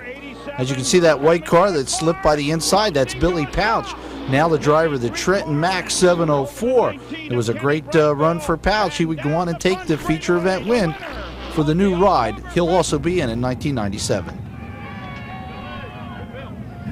Doug, he just seemed like he was running for 50 laps. We were running for 100, and we tried. The final dirt modified race of the season, the 200 at the Bridgeport Speedway. Doug Hoffman needed to win this race to win the Mr. Dirt Championship. He did that, but Brett Hearn was the story of this race. Hearn had to finish 5th in this contest. First, he had to overcome a broken right rear shock, and after replacing that, got a flat tire with 10 laps to go. Hearn was able to duck out of the pits and stay on the lead lap, maintaining the 5th position. That made the difference. By a scant 3 points, Brett Hearn earned the 1996 Mr. Dirt title. The crew was ready for anything, and I just really, I kind of lost, when I went to the pits for the last stop, I kind of lost track of where I was. I knew that I was somewhere in close to 5th, and we battled back and forth. You know, Doug started out good, Jack came on, I came on. We went back and forth. I mean, you know, from anybody who was paying attention to the points and paying attention to where we all had to finish, had to be incredibly exciting. Back to Wall Stadium in New Jersey for the annual Turkey Derby. Go, go, go, go. Wild 350-lap feature events for the track BRS Modifieds, as they're called. Here, a wild crash at the start of the first one puts Jerry Cramner into the wall and a group of other cars joining in as well. Jerry was racing in his last official event as a regular at the racetrack. He's going to retire so his son can have more time to race quarter midgets.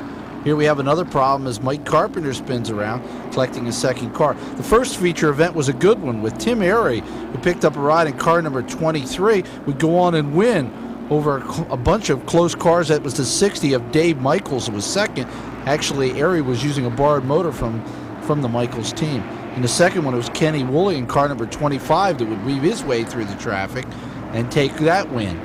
Each race collects points that announces an overall Turkey Derby champion.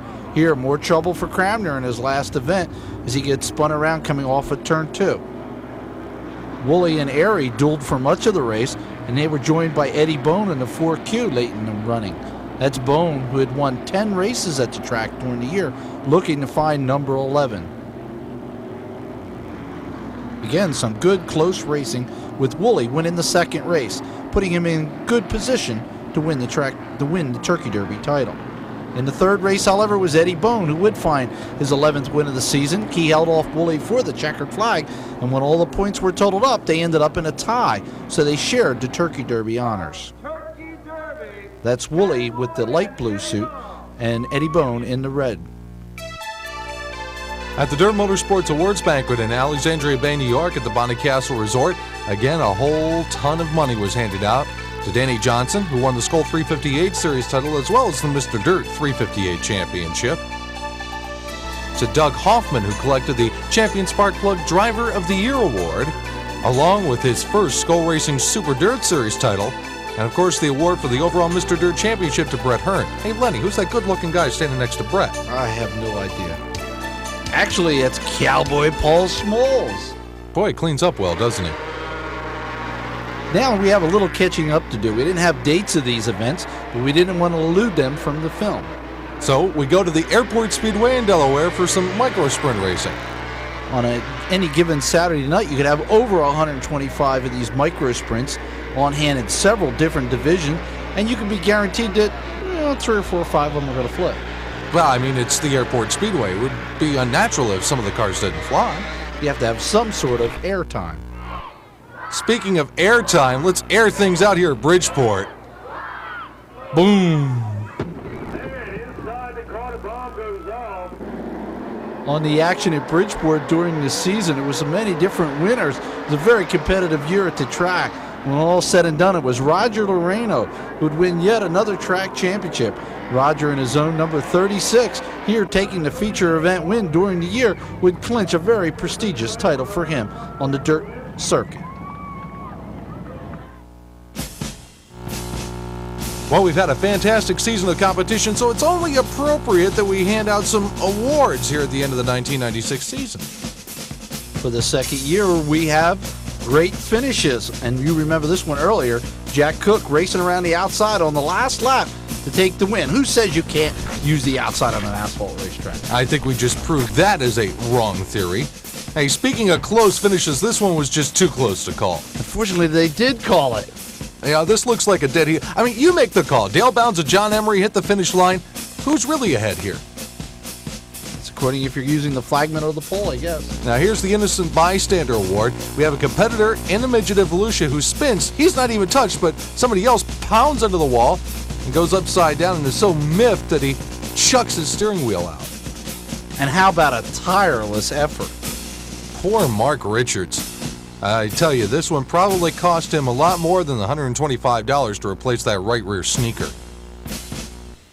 Now we look at another one, a bank transaction. This is Todd Schaefer making an early withdrawal from the bank of Williams Grove Speedway. Jeff Shepard in car number 1 there stayed in the ballpark. And here's the Wrigley Award. Double your pleasure, double your fun, double your flips with Double Sprint Gum, courtesy of Jeff Thomas and Steve Segal, car number 1. Here's another look. Still hurts doubly hard. And Thomas checks out on his own. And how about the hottest ticket in town? It's not a Las Vegas show. It's not Broadway. It's Mimi DeSantis getting out of a flaming race car. And how about the All-State Award? For our ESS driver who pounds into the Butch's Automotive safety truck. Hey, you tell the insurance company about this one. Somebody hit the truck in the mall. The Greg Louganis Award goes to Barefoot Bob McCready for this very quaint and elegant full gainer with a zip and a twist. You know, he got a 10 from the Russian judge for this one. No. Really? Yes. And the Sealed and Cemented Award goes to John Mason, who's probably glad the Stars late models aren't going back to Syracuse. Major damage there for that car. Major. Tore the front end right off of it. But the crash of the year gets our Michael Waltrip Award. That goes to Jack Bland. This is unbelievable. Michael Waltrip always wanted to forget that crash at Bristol. You know Jack Bland wants to forget this. And we just have to look at this one more time. Awesome impact on the back straightaway of Hagerstown. And then he gets hit by another car to boot. Talk about adding insult to injury. That wraps up the 1996 Erie Auto Racing News video. It couldn't have been possible without the names listed on the screen right now. They provided the film for it, and we thank them very much for their efforts. We'll see you in 1997. Make sure you keep reading your Erie Auto Racing News.